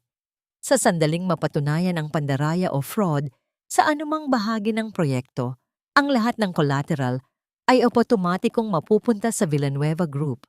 At sa tulong ng mga dokumentong nakuha ko mula sa aking lumang bahay, ang ebidensya ay higit pa sa sapat. Napasandal si Cedric sa pader. Ang kanyang mga tuhod ay tila nawalan ng buto. Ang lahat ng kanyang pinaghirapang karangyaan ay naglaho sa loob lamang ng ilang minuto. Ang haring kinatatakutan ng Davao ay isa na lamang pulubi sa harap ng tunay na may-ari ng lungsod. At Cedric, dagdag ni Ramil bago tumalikod. Tungkol kay Janelle, huwag mo siyang sisisihin. Pareho lang kayong biktima ng inyong sariling kasakiman. Ang pagkakaiba lang, siya ay itinapon ko na. Samantalang ikaw ay sisiguraduhin kong maaalala ang pangalang Villanueva sa bawat gabi na matutulog ka sa malamig na sahig ng kulungan. Sa labas ng boardroom, nakatayo si Janelle sa lobby, pilit na pinatitigil ng mga security guard. Nang makita niyang lumabas si Cedric na bagsak ang mga balikat at tulala, nalaman niya na ang lahat ay tapos na. Wala na silang pera, wala na silang bahay, at wala na silang matatakbuhan. Ngunit ang hindi nila alam, may isang huling sorpresa si Ramil. Habang naglalakad ang dalawa palabas ng gusali, sinalubong sila ng isang grupo ng mga manggagawa mula sa construction site. Ang mga taong pinagkaitan nila ng sahod at kinalimutan. Ang galit sa mga mata ng mga manggagawa ay sapat na para magparamdam sa kanila ng tunay na takot. Habang pinapanood ni Ramil ang eksena mula sa kanyang bintana, muli siyang nakatanggap ng isang tawag. Ngunit sa pagkakataong ito, hindi ito mula kay Sofia o kay Attorney Mendoza. Hello? Sagot ni Ramil. Ramil? Si Lola Ising ito. Pakiusap, pumunta ka rito sa tindahan. May isang babaeng naghihintay sa'yo. Sinasabi niyang siya ang tunay na nakakaalam kung paano namatay ang tatay mo. At hindi lang si Cedric ang may kinalaman dito. Kumunot ang noo ni Ramil. Sino pa ang maaaring sangkot? At anong katotohanan ang mas masakit pa sa pagtataksil ng kanyang asawa? Iyan ang huling piraso ng aking dignidad. Pakiusap, huwag niyo nang kunin yan. Ang boses ni Janelle ay halos isang bulong na lamang, basag at puno ng pagsusumamo, habang pinapanood niya ang dalawang lalaking nakasuot ng uniforme na maingat na inilalagay ang kanyang koleksyon ng mga mamahaling bag sa loob ng isang malaking balikbayan box. Ang bawat kahon na isinasara ay tila bawat pintuan ng kanyang pangarap na nilalagyan ng kandado. Ang penthouse na dati puno ng kislap at ingay ng party ay balot na ngayon ng isang nakakabinging katahimikan, maliban na lamang sa tunog ng pag-atras ng mga kasangkapan sa sahig at ang marahas na pagpunit ng packaging tape na ginagamit ng mga tauhan ng bangko. Napaupo si Janelle sa malamig na sahig. Ang kanyang likod ay nakasandal sa pader na dati may nakasabit na mamahaling painting. Pinagmasdan niya ang kanyang mga kamay. Ang mga kamay na dati ayaw madumihan ng semento, ngayon ay nanginginig at puno ng alikabok mula sa pag-iimpake. Naalala niya kung paano niya ipinagmalaki ang bawat gamit na narito, kung paano niya tinawag na basura ang maliit na bahay nila ni Ramil. Ngayon, siya ang tila basurang itinatapon mula sa sarili niyang palasyo. Janelle, ano pang ginagawa mo dyan? Tulungan mo akong hanapin ang mga susi ng vault. Sigaw ni Cedric mula sa kabilang kwarto. Lumabas si Cedric na gulo-gulo ang buhok. Ang kanyang suit ay gusot-gusot na at ang kanyang mga mata ay nanlilisik sa desperasyon. Wala na ang kislap ng isang bilyonaryo. Ang natira na lamang ay isang lalaking tila nalulunod at naghahanap ng kahit anong pwedeng kapitan. Wala na, Cedric. Kinuha na nila ang lahat. Mahinang sagot ni Janelle. Pati ang kotse, pati ang alahas ko. Lahat. Kasalanan mo ito. Muling bulyaw ni Cedric habang dinuduro si Janelle. Ang galit sa kanyang boses ay puno ng puot na tila nakakalimutan na niyang minsan ay naging babe ang tawag niya rito. Kung hindi dahil sa pagiging maluho mo, kung hindi dahil sa pagpilit mong ipakita kay Ramil na mas magaling tayo, hindi sana tayo nabulag sa loan na yon. Ginamit ka lang niya para makuha ako. At ikaw naman, itong si Tanga, nagpadala.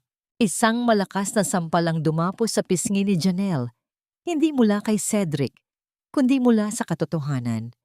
Sa bawat mura at sising na tatanggap niya mula sa lalaking akala niya ay magbibigay sa kanya ng paraiso. Unti-unting nabubuo sa kanyang isipan ang larawan ni Ramil. Ang Ramil na kahit kailan ay hindi nagtaas ng boses sa kanya. Ang Ramil na kahit pagod mula sa trabaho ay palaging may dalang mainit na pandesal para sa kanya. Cedric, tumigil ka na. Hikbi ni Janelle. Minahal kita. Tinalikuran ko ang lahat para sa'yo. Minahal? Mahal mo ang pera ko, Janelle. At ngayong wala na akong pera, wala ka na ring silbi sa akin. Bulyaw ni Cedric bago kumuha ng isang maliit na bag at tuluyang lumabas ng penthouse. Iniwan si Janelle na mag-isa sa gitna ng mga bakanting silid. Dahan-dahang tumayo si Janelle at lumapit sa bintana. Mula sa itaas, nakita niya ang isang malaking billboard sa tapat ng kalsada. Doon, nakapaskil ang mukha ng bagong chairman ng Villanueva Group. Malinis, kagalang-galang, at may mga matang puno ng kapayapaan. Si Ramil. Sa sandaling iyon, ang lahat ng piraso ng puzzle ay nabuo sa kanyang isipan. Ang bilyonaryo na pangarap niya, ang kapangyarihang hinahangaan niya, at ang seguridad na hinahanap niya ay nasa piling na niya noon pa man. Ngunit itinapon niya ang lahat para sa isang huwad na kinang. Ang lalaking tinawag niyang hampas lupa ay ang hari na nagpapatakbo ng lungsod na ito. Naramdaman ni Janelle ang tila pagpisil sa kanyang puso. Isang uri ng sakit na hindi kayang pawiin ng anumang gamot. Ang pagsisisi ay hindi na lamang isang salita. Ito ay naging isang buhay na parusa na bumabalot sa kanya. Nabalik lamang siya sa realidad nang marinig ang tunog ng pagsara ng huling kahon. Ma'am, kailangan na po nating isil ang unit. Maaari na po kayong lumabas, sabi ng isang sheriff. Naglakad si Janelle palabas ng penthouse, bitbit ang isang maliit na bag na naglalaman lamang ng kanyang mga personal na gamit. Habang naghihintay ng elevator, muli niyang tiningnan ang kanyang cellphone. Isang balita ang lumabas sa screen. Villanueva Group to reconstruct Prime Davao Estate. Chairman Ramil Villanueva promises fair wages and safety for all workers. Napangiti si Janelle ng mapait. Si Ramil ay abala sa pagbuo habang siya ay abala sa pagguho. Nang makarating siya sa lobby ng condominium, sinalubong siya ng malakas na ulan. Katulad ng gabing pinalayas niya si Ramil. Wala siyang sasakyan, wala siyang payong, at wala siyang matutuluyan. Habang naglalakad siya sa gilid ng kalsada, isang pamilyar na itim na sasakyan ang dahan-dahang huminto sa kanyang tapat. Bumukas ang bintana. Hindi si Ramil ang nasa loob, kundi si Sofia, ang misteryosong babaeng tumutulong kay Ramil. Tumingin ito sa kanya ng may halong awa at babala. "Janelle," ang sabi ni Ramil, "may isang bagay ka pang hindi na ibabalik." Sabi ni Sofia, "Ang susi ng maliit na kwarto sa ilalim ng hagdan. Alam naming kinuha mo ang orihinal na dokumento bago ka umalis kanina." Napatigil si Janelle. Ang kanyang kamay ay dahan-dahang dinala sa loob ng kanyang bag. Doon, nakatago ang isang lumang papel na nakuha niya bago pa man makapasok si Ramil sa bahay. Isang papel na naglalaman ng huling habilin ni Don Roberto na magpapabago sa lahat ng ari-arian ni Ramil. Bakit? Bakit hindi siya ang pumunta rito? Nanginginig na tanong ni Janelle. Dahil para sa kanya, isa ka na lamang anino ng nakaraan na ayaw na niyang balikan, sagot ni Sofia bago muling isara ang bintana. Habang umaalis ang sasakyan, naiwan si Janelle sa ilalim ng ulan. Hawak ang papel na maaaring maging huling alas niya o ang magiging huling pako sa kanyang kabaong. Gagamitin ba niya ito para makaganti? O ito na ang pagkakataon niya para sa isang huling sakripisyo? Anong lihim ang nakasulat sa papel na hawak ni Janelle? At hanggang saan ang kayang gawin ni Cedric para makuha ito mula sa kanya? Ang bawat patak ng ulan sa balat ni Janelle ay tila mga karayom na nagpapaalala sa kanya ng bawat maling desisyon na kanyang ginawa. Nakatayo siya sa tapat ng naglalakihang glass doors ng Villanueva Tower. Ang gusaling tila isang higanting nagbabantay sa buong lungsod ng Davao. Ang kanyang buhok na dati maayos na nakastyle ay basang-basa na at nakadikit sa kanyang mukha, habang ang kanyang mamahaling bestida ay puno na ng batik ng putik mula sa kalsada. Nanginginig ang kanyang mga kamay habang hawak ang isang basang envelope. Sa loob niyon ay ang huling dokumentong ninakaw niya. Ang dokumentong magpapatunay na ang lahat ng lupain ng mga Villanueva ay hindi lamang para kay Ramil, kundi may isang bahagi na nakalaan para sa kawanggawa at sa mga taong naglingkod ng tapat. Sa kanyang desperasyon, iniisip ni Janelle na baka ito ang kanyang huling baraha para makahingi ng tawad o kahit kaunting tulong mula sa makapangyarihang chairman. "Miss, bawal pong tumambay dito. Nakakaharang po kayo sa mga VIP." Ang boses ng security guard ay matigas at walang bahid ng emosyon. Pinagmasdan nito ang hitsura ni Janelle mula ulo hanggang paa nang may halong pagkadiri. Kailangan ko lang makita ang chairman," pabulong na sagot ni Janelle. Ang kanyang dating tinig na puno ng awtoridad at kapalaluan ay napalitan ng isang paos at nanginginig na pagsusumamo. "Sabihin niyo, si Janelle ito. May mahalaga akong dokumentong ibibigay tungkol kay Don Roberto." Nagkatinginan ng dalawang guard. Ang isa ay tila natatawa, habang ang isa naman ay may halong pag-aalinlangan. Marami nang lumalapit dito at nagsasabing kakilala nila si Sir Villanueva. Pero sa hitsura mong yan, baka sa barangay hall ka dapat pumunta, hindi rito. "Pakiusap!" hiyaw ni Janelle. Ang kanyang mga luha ay muling humalo sa tubig ulan. "Ito na lang ang tanging paraan ko. Sabihin niyo sa kanya, nagmamakaawa ako." Eksaktong sa sandaling iyon, bumukas ang glass doors at lumabas ang sekretary ni Ramil na si Sofia. Nang magtama ang kanilang mga mata, tumigil ang mundo ni Janelle. Naalala niya ang babaeng nasa loob ng itim na sasakyan kanina. Ang babaeng tumitingin sa kanya ng may halong awa. "Pabayaan niyo siya. Pinapatawag siya sa itaas. Utos ni Sofia sa mga guard.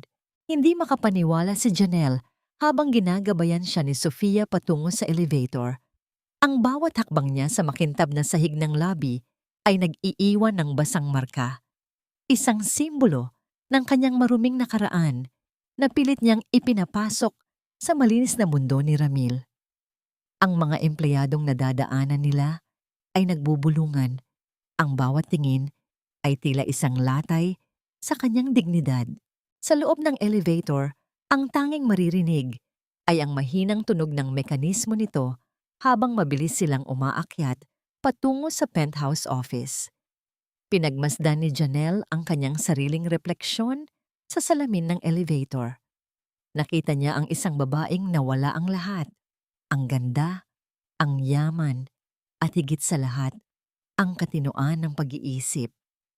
Bakit niya ako pinapapasok? Tanong ni Janelle kay Sofia.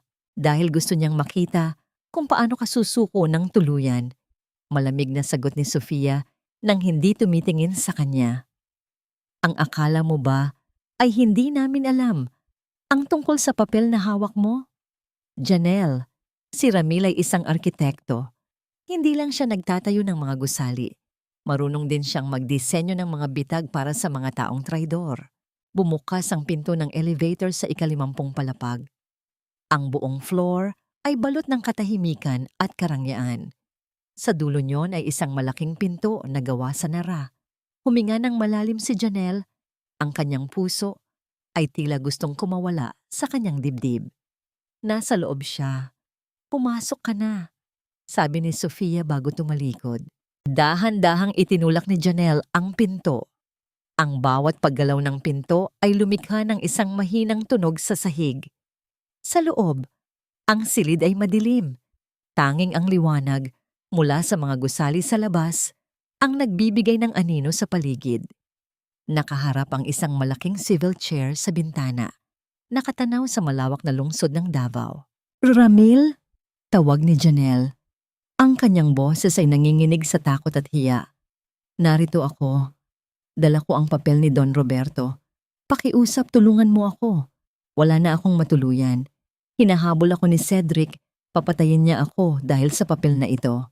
Dahan-dahang umikot ang upuan. Ngunit ang bumungad sa kanya ay hindi ang galit na mukha ni Ramil, kundi isang lalaking may hawak na baso ng alak at may malamig na ngiti. Ang liwanag mula sa isang table lamp ay tumama sa kanyang mukha. Hindi si Ramil ang nakaupo doon, kundi ang lalaking huling tao na inaasahan niyang makikita sa loob ng opisina ng Villanueva Group. Nasaan ang chairman? Nanginginig na tanong ni Janelle habang umaatras patungo sa pinto. Wala rito ang chairman, Janelle, sabi ng lalaki habang tumatayo. Pero ako, kanina pa kita hinihintay. Ibibigay mo sa akin ang papel at baka hayaan kitang mabuhay ng kahit isang araw pa. Sino ang lalaking nasa loob ng opisina ni Ramil?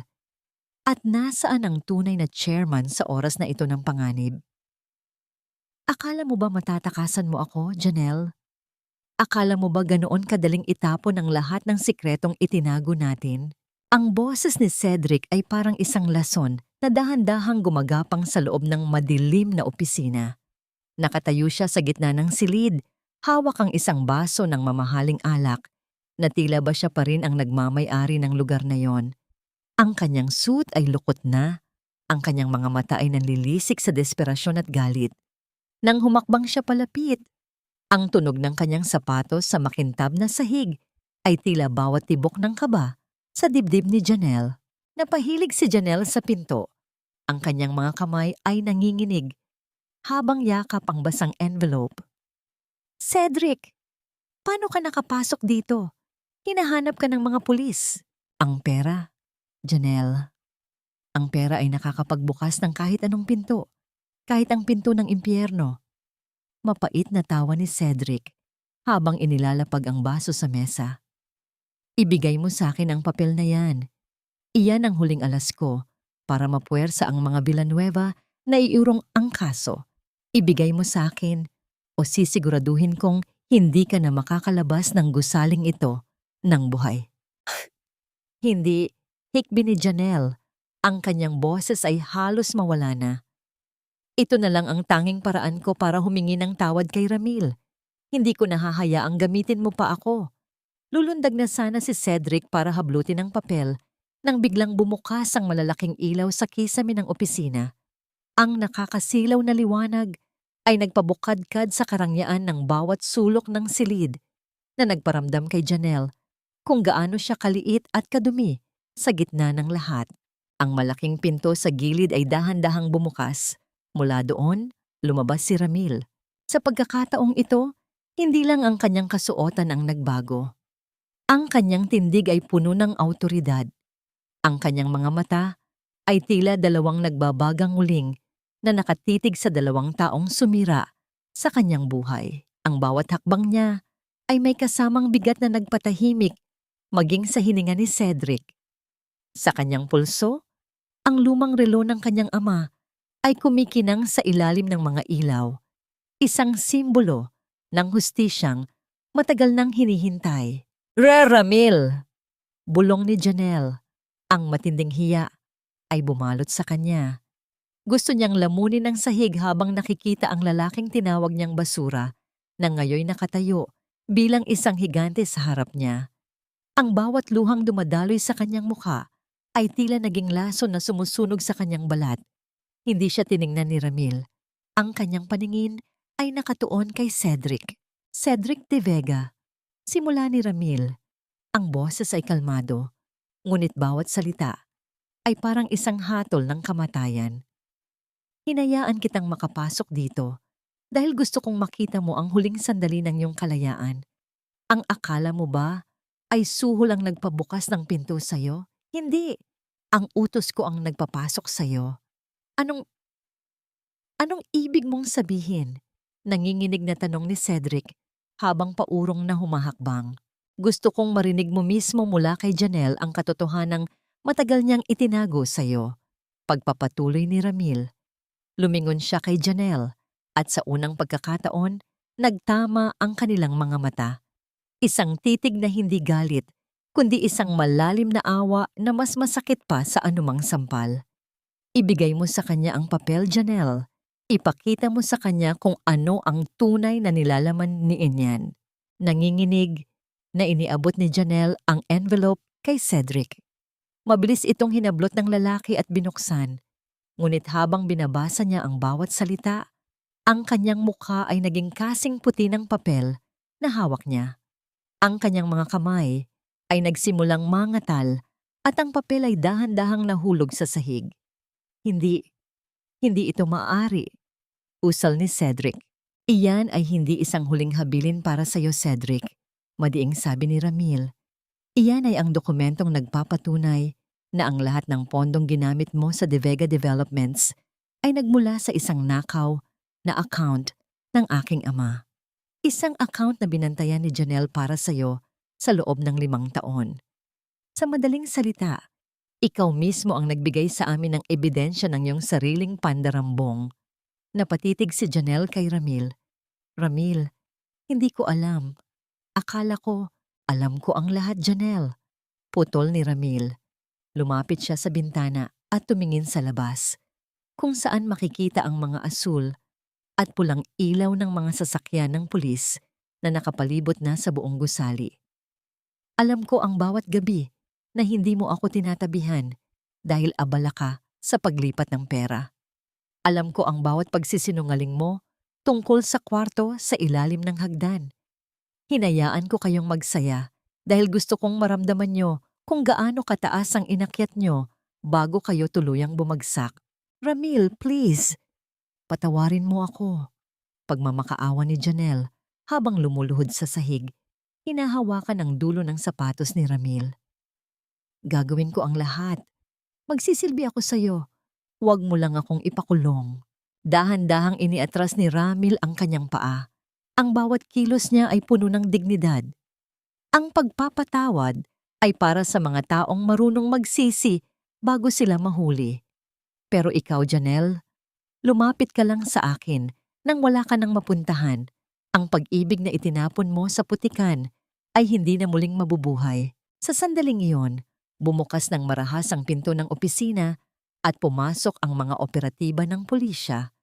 Mabilis nilang pinalibutan si Cedric na tila isang hayop na nasukol. Habang nilalagyan ng posa si Cedric, ang tanging maririnig ay ang kanyang mga mura at ang tunog ng pagkaladkad sa kanya palabas. Hinarap ng isang hepe ng pulisya si Janelle. Miss Janelle, kailangan niyo ring sumama sa amin para sa investigasyon bilang kasabwat sa kasong plunder at fraud. Habang inaakay si Janelle palabas, lumingon siya kay Ramil. Ang huling nakita niya ay si Ramil na nakatayo sa harap ng malaking bintana. Ang liwanag ng buwan ay tumatama sa kanyang mukha. Tila isang agila na sa wakas ay malaya na mula sa mga anino ng nakaraan. Ramil, sigaw ni Janelle. Mahal kita, patawarin mo ako. Ngunit hindi na lumingon si Ramil. Ang tanging sagot niya ay ang tunog ng pagsara ng pinto ng kanyang opisina. Isang tunog na naghudyat ng katapusan ng isang masakit na kabanata at ang simulaang ang isang buhay na wala ng bahid ng kasinungalingan. Naiwang mag-isa si Ramil sa loob ng silid. Dahan-dahan niyang hinubad ang lumang relo ng kanyang ama at inilapag ito sa mesa. Tapos na, bulong niya sa hangin. Ngunit bago pa man siya makaupo, isang mahinang katok ang narinig niya mula sa pinto. Isang katok na hindi katulad ng sa mga bodyguard o kay Sofia. Isang katok na tila may dalang kakaibang himig ng pag-asa. Pasok! Sabi ni Ramil. Bumukas ang pinto at pumasok ang isang babaeng hindi niya inaasahan. Hindi ito si Sofia, hindi rin ito si Janelle. Ito ay isang babaeng may simpleng suot, may dalang isang maliit na basket ng pagkain at may mga matang puno ng katapatan. Si Maria, ang anak ni Lola Ising, na dati niyang lihim na hinahangaan dahil sa kabutihan nito noong siya ay isang mahirap na engineer pa lamang. Sir Ramil, pasensya na po sa istorbo. Gusto lang po ni nanay na dalhan kayo ng mainit na adobo. Mahiyain nitong sabi. Napangiti si Ramil, isang tunay na ngiti na hindi naabot ng kanyang mga labi sa loob ng 5 taon. Salamat Maria, maupo ka. Kanina pa ako nagugutom. Ang haring nagmamay-ari ng lungsod ay naupo kasama ang isang simpleng babae. Habang sa labas, ang ulan ay unti-unti nang tumitigil. Nagbibigay daan sa isang bagong bukang liwayway. Ang bawat tunog ng pagpihit ng susi sa bakal na rehas ay tila isang hatol na paulit-ulit na umaalingaw-ngaw sa pandinig ni Janelle. Sa loob ng madilim at masikip na selda ng presinto, ang tanging nagbibigay ng liwanag ay ang malamlam na ilaw mula sa pasilyo na puno ng amoy ng kalawang at luma ng pintura. Nakaupo si Janelle sa isang matigas na sementong upuan. Yakap ang kanyang sarili habang pilit na itinatago ang kanyang muka sa likod ng kanyang magulong buhok. Ang kanyang pulang bestida na simbolo ng kanyang huwad na tagumpay ay lukot-lukot na at may mga mantsa ng luha at pawis. Sa kabilang bahagi ng selda, naririnig niya ang mga mura at pagsigaw ni Cedric. Hindi niyo ba ako kilala? Tawagan niyo ang abogado ko. Marami akong pera. Kaya ko kayong bilhin lahat. Ang bawat sigaw ni Cedric ay nauuwi lamang sa isang nakakangilong tunog ng paghampas ng kanyang mga kamay sa rehas, ngunit walang sinumang pulis ang tumitingin sa kanyang direksyon. Ang kapangyarihang ipinagmamalaki niya ay tila naglaho na parang bula sa sandaling nalaman ng lahat na ang kanyang yaman ay nakaw lamang mula sa pamilya Villanueva. Biglang tumahimik ang paligid nang buksan ng isang pulis, ang isang maliit na telebisyon sa tapat ng selda. Ang balita ay tungkol sa nagaganap na iskandalo sa Davao. Kitang-kita ni Janelle ang kanyang sariling muka sa screen, kasama ang mga litrato niya sa mga party na may headline na ang ambisyosang asawa at ang manlilinlang na negosyante huli sa akto. Hindi lang iyon. Ang mas masakit ay ang makita ang digital karma na tinatawag nila. Sa social media, ang mga taong dati pumupuri sa kanya ay sila na ngayong nangunguna sa pangungutya. Ang bawat post niya ng mga mamahaling gamit ay binabahana ngayon ng mga komento ng galit at panunya.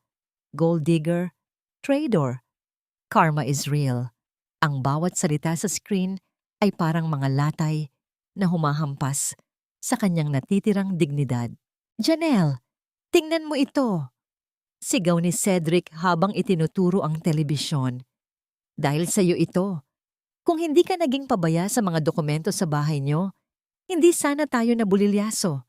Ibinenta mo ako kay Ramil. Ako pa? Ako pa ang sinisisi mo? Hiyaw ni Janelle. Ang kanyang boses ay puno ng pait. Ikaw ang pumatay sa tatay niya, Cedric. Ikaw ang mastermind ng lahat. Ginamit mo lang ako para makuha ang tiwala ni Don Roberto. At ginamit mo rin ako para sa mga alahas mo. Ganti ni Cedric. Sa loob ng selda, ang dalawang nag-ibigan dahil sa kasakiman ay tila mga asong naglalaban sa isang pirasong buto. Wala nang babe, wala nang paglalambing, ang natira na lamang ay ang hubad na katotohanan ng kanilang bulok na pagkatao. Napatigil lamang sila nang dumating si Attorney Mendoza, dala ang ilang mga folder. Ngunit sa pagkakataong ito, hindi siya narito para ilabas sila. Huminto siya sa tapat ng rehas ni Janelle at inabot ang isang papel. Isang mensahe mula sa chairman. Malamig na sabi ng abogado. Ang lahat ng inyong mga kasabwat, kabilang ang iyong ina na si Doña Remedios, ay nasa ilalim na rin ng kustodya ng mga awtoridad. Nakipagtulungan na siya sa amin para mabawasan ang kanyang sentensya. Ibinunyag na niya ang lahat ng partisipasyon mo sa pagmanipula ng mga kontrata. Napahagulgol si Janelle. Ang huling taong inaasahan niyang magliligtas sa kanya ay ang kanya mismong ina. Ngunit maging ito ay tinalikuran siya para isalba ang sarili. Ramdam ni Janelle ang tila pagkaubos ng hangin sa kanyang paligid. Ang mundo na itinayo niya sa ibabaw ng mga kasinungalingan ay ganap na ngang gumuho at sa ilalim ng mga guhong yon, siya ay mag-isang nalulunod. At isa pa, dagdag ni Attorney Mendoza bago tumalikod. Ang lahat ng perang na-recover mula sa inyong mga nakatagong accounts ay inilaan na ni Sir Ramil para sa scholarship fund ng mga anak ng mga manggagawang namatay sa construction site ni Don Roberto. Wala kayong ititira, kundi ang inyong mga kasalanan. Nang umalis ang abogado, dahan-dahang kinuha ni Janelle ang kanyang pitaka na naiwan sa kanyang bag. Doon, sa isang maliit na sulok, nakita niya ang isang lumang litrato, ang kanilang wedding picture ni Ramil. Doon ay nakangiti silang dalawa. Simple lang ang suot, ngunit ang mga mata ni Ramil ay puno ng tapat na pagmamahal. Hinawakan ni Janelle ang litrato at sa unang pagkakataon, ang kanyang mga luha ay hindi na dahil sa takot o sa nawalang yaman. Ang mga ito ay luha ng matinding pangungulila sa lalaking kailanman ay hindi niya pinahalagahan. Patawarin mo ako, Ramil. Bulong niya sa hangin habang pinagmamasdan ng kanyang mga kamay na dati ayaw humawak ng semento. Ngunit ngayon ay may bakas na ng kalawang mula sa rehas. Sa labas ng presinto, ang lungsod ng Davao ay patuloy sa pag-ikot. Ngunit para kina Janelle at Cedric, ang gabi ay tila wala ng katapusan. Habang inililipat sila sa provincial jail, isang malaking truck ang nakaparada sa tapat ng kanilang dating bahay. Nakasulat sa gilid ng truck, Villanueva Group, Building a Safer Future. Habang nakasakay sa loob ng mobile ng pulis, nakita ni Janelle si Ramil na nakatayo sa tapat ng kanilang lumang bahay. Hindi ito nakatingin sa kanya. Nakatingin ito sa langit, tila nagpapasalamat sa isang katarungang matagal nang naantala. Ngunit may isang bata na lumapit kay Ramil at may ibinigay na isang sobre. Isang kulay lilang sobre na may tatak ng isang pamilyar na pangalan mula sa nakaraan ng kanyang ama. Anong lihim ang nasa loob ng lilang sobreng iyon? At bakit biglang nagbago ang anyo ni Ramil nang mabasa ang nakasulat sa labas? Ang bawat bukang liwayway sa lungsod ng Davao ay tila isang bagong pahina na isinusulat ng tadhana. At para kay Ramil, Ang liwanag ng araw na dahan-dahang sumisigaw sa likod ng bundok kapo ay hindi na nagdadala ng pait. Hawak niya ang lilang sobre habang nakatayo sa balkonahe ng kanyang opisina. Nang buksan niya ito, hindi mga dokumento ng negosyo ang lumabas, kundi isang lumang larawan at isang sulat na may sulat kamay ng kanyang ama. Sa larawan, makikita ang isang batang Ramil na nakasuot ng plastic na helmet habang ang kanyang ama ay nakangiting nakaturo sa isang pundasyon ng gusali. Ang nakasulat sa likod ay simpleng mensahe lamang. Ang pinakamatibay na gusali ay hindi gawa sa semento, kundi sa katapatan ng taong nagtayo nito. Anak, alam kong darating ang araw na babalik ka sa iyong tunay na trono. Huwag mong kalimutan ang mga taong kasama mo sa putikan. Tumulo ang isang butil ng luha mula sa mata ni Ramil, ngunit ito ay luhang puno ng pasasalamat. Ang lahat ng hirap, ang bawat sampal ng tadhana, ay bahagi lamang ng isang malaking plano para hubugin siya bilang isang tunay na leader. Sa sumunod na mga linggo, naging abala si Ramil sa pagpapatayo ng Villanueva Legacy Village, isang pabahay para sa mga pamilya ng mga manggagawang biktima ng kapabayaan ni Cedric. Hindi siya nagsuot ng mamahaling suit sa araw na yon. Bumalik siya sa kanyang simpleng polo at maong. Naglalakad siya sa gitna ng construction site, hawak ang mga blueprint na siya mismo ang nagdisenyo. Ang bawat hollow block na inilalagay, ang bawat bakal na itinatali, ay ginagawa ng may pag-iingat at pagmamahal. Naririnig ni Ramil ang tawanan ng mga manggagawa habang nagpapahinga sa ilalim ng puno. Ang tunog ng mga martilyo at ang ingay ng mga makinarya ay tila isang magandang musika sa kanyang pandinig. Dito, hindi siya ang chairman na kinatatakutan, kundi ang Engineer Ramil na iginagalang dahil sa kanyang malasakit. Sir Ramil, mainit pa po itong putumaya at sikwate. Pinadala po ni nanay. Ang mahinhina na boses ni Maria ay bumasag sa kanyang malalim na pag-iisip. Lumingon si Ramil at nakita ang dalaga na may bitbit na basket.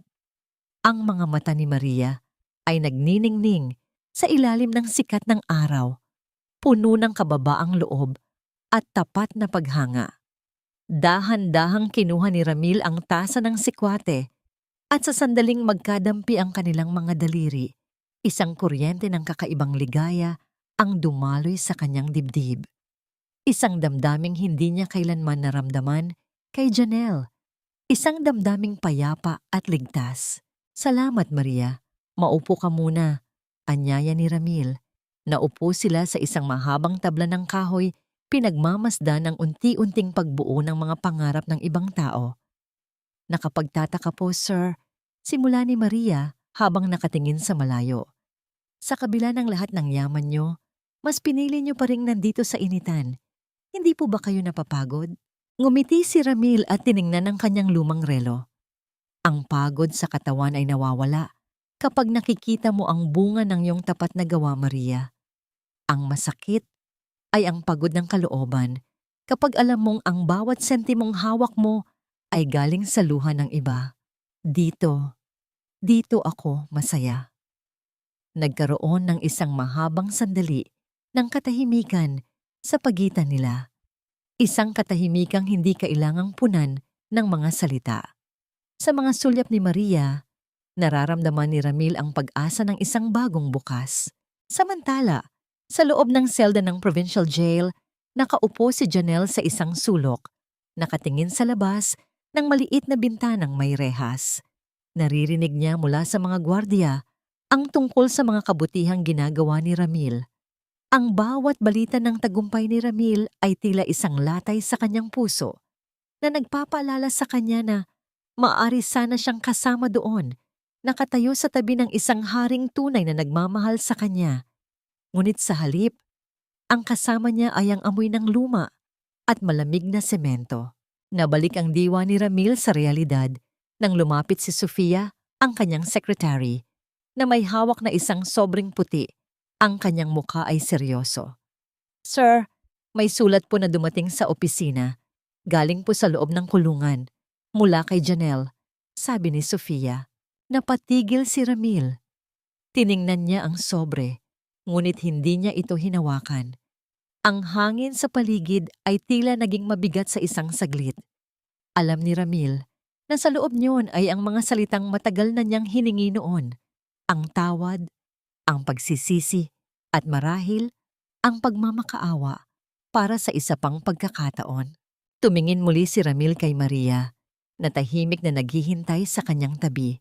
At pagkatapos ay tumingin siya sa mga gusaling itinatayo para sa mga mahihirap. Kinuha niya ang sobre, ngunit sa halip na buksan ito, dahan-dahan niya itong itinaas at hinayaan ng hangin na tangayin ito patungo sa hukay ng ginagawang pundasyon. Doon, ang sulat ay unti-unting natabunan ng ibinubuhos na semento ng mga manggagawa. "Sir, hindi niyo po ba babasahin?" tanong ni Sofia. Umiling si Ramil. Ang kanyang mukha ay puno ng determinasyon. Ang nakaraan ay dapat nang ibaon sa ilalim ng matibay na pundasyon, Sofia. Ang bagong simula ay hindi mangyayari kung lagi tayong lilingon sa mga taong sumira sa atin. Habang ang semento ay tuluyang lumalamon sa huling alaala ni Janelle, muling hinawakan ni Ramil ang kamay ni Maria. "Maria, pagkatapos nito, gusto kong ipakita sa iyo ang lugar kung saan ako lumaki. Gusto kong simulan ang lahat sa katotohanan." Isang matamis na ngiti ang isinagot ni Maria, at sa sandaling iyon, ang huling bahagi ng sugat sa puso ni Ramil ay tuluyan ng naghilom. Ngunit sa likod ng kanilang kaligayahan, isang itim na sasakyan ang nakatigil sa gilid ng kalsada. Sa loob niyon, isang lalaking may suot na hood ang lihim na kumukuha ng litrato sa kanila. Sino ang lalaking nagmamasid sa bagong buhay ni Ramil? At tapos na nga ba talaga ang lahat ng banta sa kanyang kapayapaan? Ang pagpapatawad ay hindi isang regalo para sa taong nagkasala, kundi isang kalayaan para sa pusong nasaktan. Ang mga salitang iyon ay paulit-ulit na umaalingaw-ngaw sa isipan ni Ramil habang nakatayo siya sa tuktok ng isang burol na nakatanaw sa malawak na luntian ng Davao. Kasama niya si Maria, na tahimik na nakatayo sa kanyang tabi. Ang kamay nito ay marahang nakahawak sa kanyang braso. Ang simoy ng hangin ay may dalang amoy ng basa pang lupa at mga bulaklak ng kalsatsuchi, nagbibigay ng isang uri ng kapayapaan na matagal nang ipinagkait sa kanya ng tadhana. Ngunit ang katahimikan ay nabasag nang marinig nila ang pagkaluskos ng mga tuyong dahon mula sa likuran. Dahan-dahang humarap si Ramil at nakita ang lalaking nakahud na nagmamasid sa kanya nitong mga nakaraang araw. Ang lalaki ay dahan-dahang nagtanggal ng takip sa ulo. Ang kanyang mukha ay puno ng galos at ang kanyang mga mata ay bakas ng matinding paghihirap. "Sino ka? At bakit mo kami sinusundan?" tanong ni Ramil. Ang kanyang boses ay nananatiling matatag, walang bakas ng takot. "Ako si Dante, ang anak ng foreman na namatay kasama ng tatay mo." Pabulong na sagot ng lalaki. Ang kanyang mga kamay ay nanginginig, habang may inilalabas na isang lumang kwintas mula sa kanyang bulsa. "Sa loob ng 5 taon, naniwala ako sa sinabi ni Cedric na ang tatay mo ang may kasalanan sa aksidente. Pinuno niya ako ng galit, Ramil. Gusto kitang saktan. Gusto kitang pagbayarin." Napahinga ng malalim si Ramil. Lumapit siya kay Dante, hindi para lumaban, kundi para harapin ang katotohanan. "Dante, alam ko ang sakit na nararamdaman mo. Pareho tayong nawalan. Pero tingnan mo ang kwintas na yan. Iyan ang ibinigay ng tatay ko sa tatay mo bago sila pumasok sa site nung araw na yon. Isang tanda ng pagkakaibigan, hindi ng kapabayaan." Inabot ni Ramil ang lilang sobre na hawak niya kanina. Narito ang huling dokumentong nagpapatunay na sinubukan ng tatay ko na iligtas ang lahat, kabilang ang tatay mo. Ang De Vega, ang pumatay sa kanila. Dante, hindi ang mga Villanueva. Nalaglag ang balikat ni Dante at ang galit sa kanyang mga mata ay napalitan ng matinding pagsisisi. Napaluhod siya sa damuhan, Humahagulgol habang yakap ang kwintas ng kanyang ama. Patawarin mo ako, Sir Ramil. Nabulag ako ng galit. Hinawakan ni Ramil ang balikat ni Dante.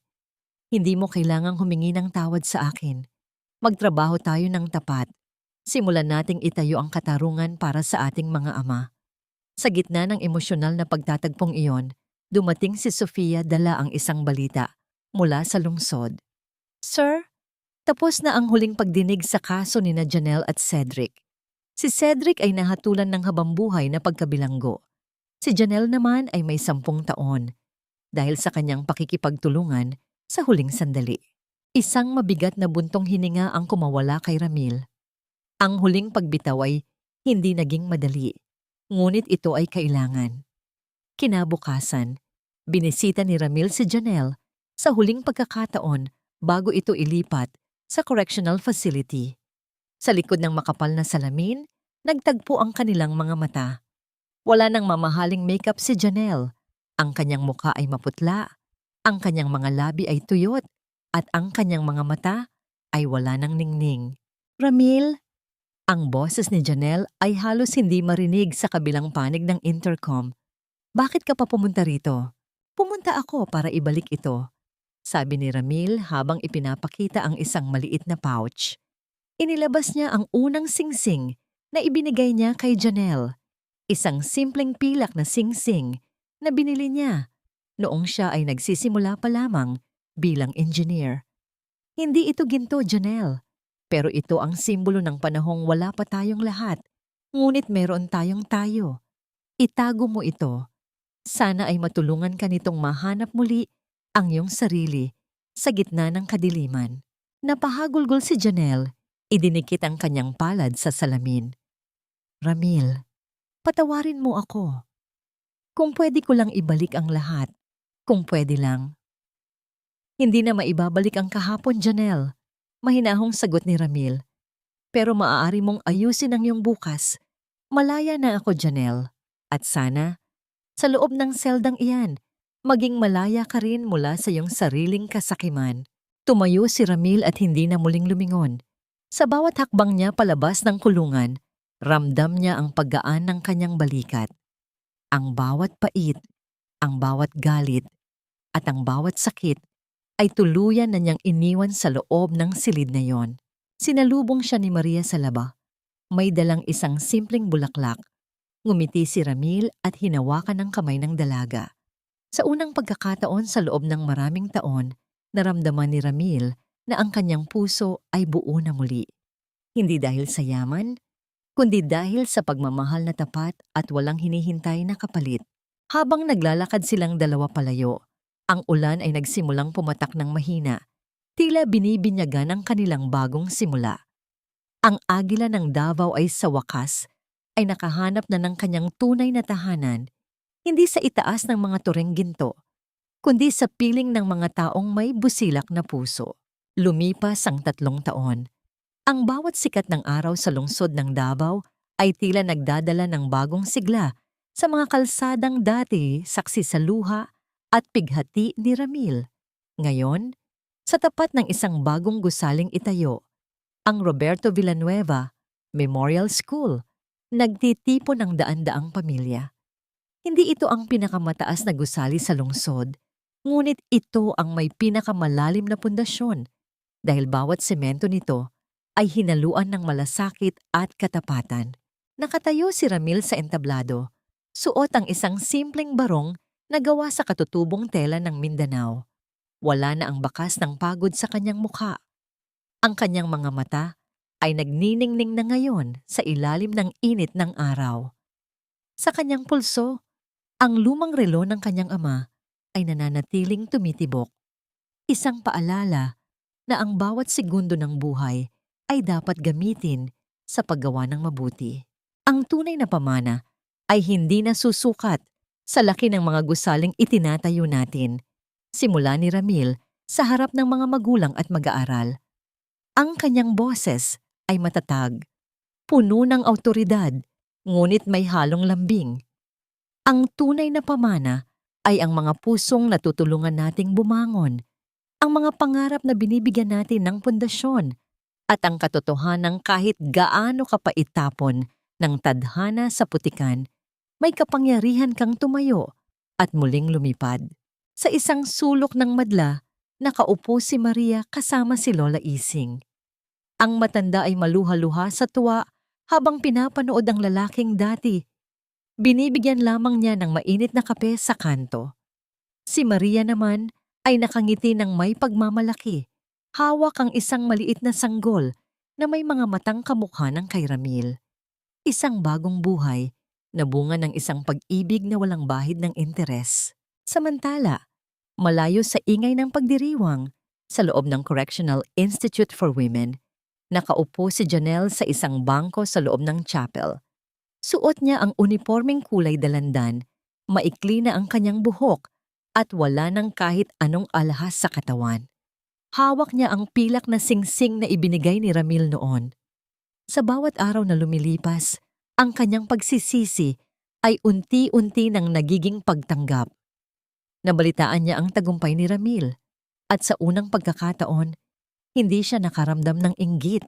Ang tanging naramdaman niya ay ang malalim na hiya na ngayon nagtutulak sa kanya na maging isang mas mabuting tao sa loob ng rehas. Si Cedric naman ay nananatiling isang anino sa loob ng maximum security prison. Ang kanyang pangalan na dati kinatatakutan ay isa na lamang babala sa mga taong gustong makuha ang lahat sa madali at maduming paraan. Wala nang bumibisita sa kanya at ang tanging kasama niya ay ang mga dingding na nagpapaalala sa kanya ng bawat buhay na kanyang sinira. Matapos ang programa, bumaba si Ramil mula sa entablado at sinalubong ang kanyang pamilya. Kinuha niya ang kanyang anak mula kay Maria at hinalikan ito sa noo. Salamat Maria. Salamat sa pananatili sa tabi ko. Mahina niyang bulong. Kahit kailan, Ramil. Kahit kailan. Sagot ni Maria habang sumasandal sa balikat ng asawa. Tumingala si Ramil sa Mount Apo na matatag na nakatayo sa abot tanaw. Napagtanto niya na ang buhay ay parang paggawa ng isang tulay. Minsan, kailangang dumaan sa bagyo at baha para malaman kung gaano katibay ang iyong itinatayo. Ang bawat sugat sa kanyang nakaraan ay naging mga marka ng tagumpay, hindi tagumpay laban sa kanyang mga kaaway, kundi tagumpay laban sa sarili niyang pait at galit. Ang agila ng Davao ay hindi na muling kailangang magtago sa maskara ng isang simpleng inhinyero. Sa wakas, nahanap na ni Ramil Villanueva ang kanyang tunay na tahanan, isang tahanang binuo hindi sa ginto, kundi sa katapatan, kapatawaran, at isang pag-ibig na hinding-hindi na magigiba ng anumang unos.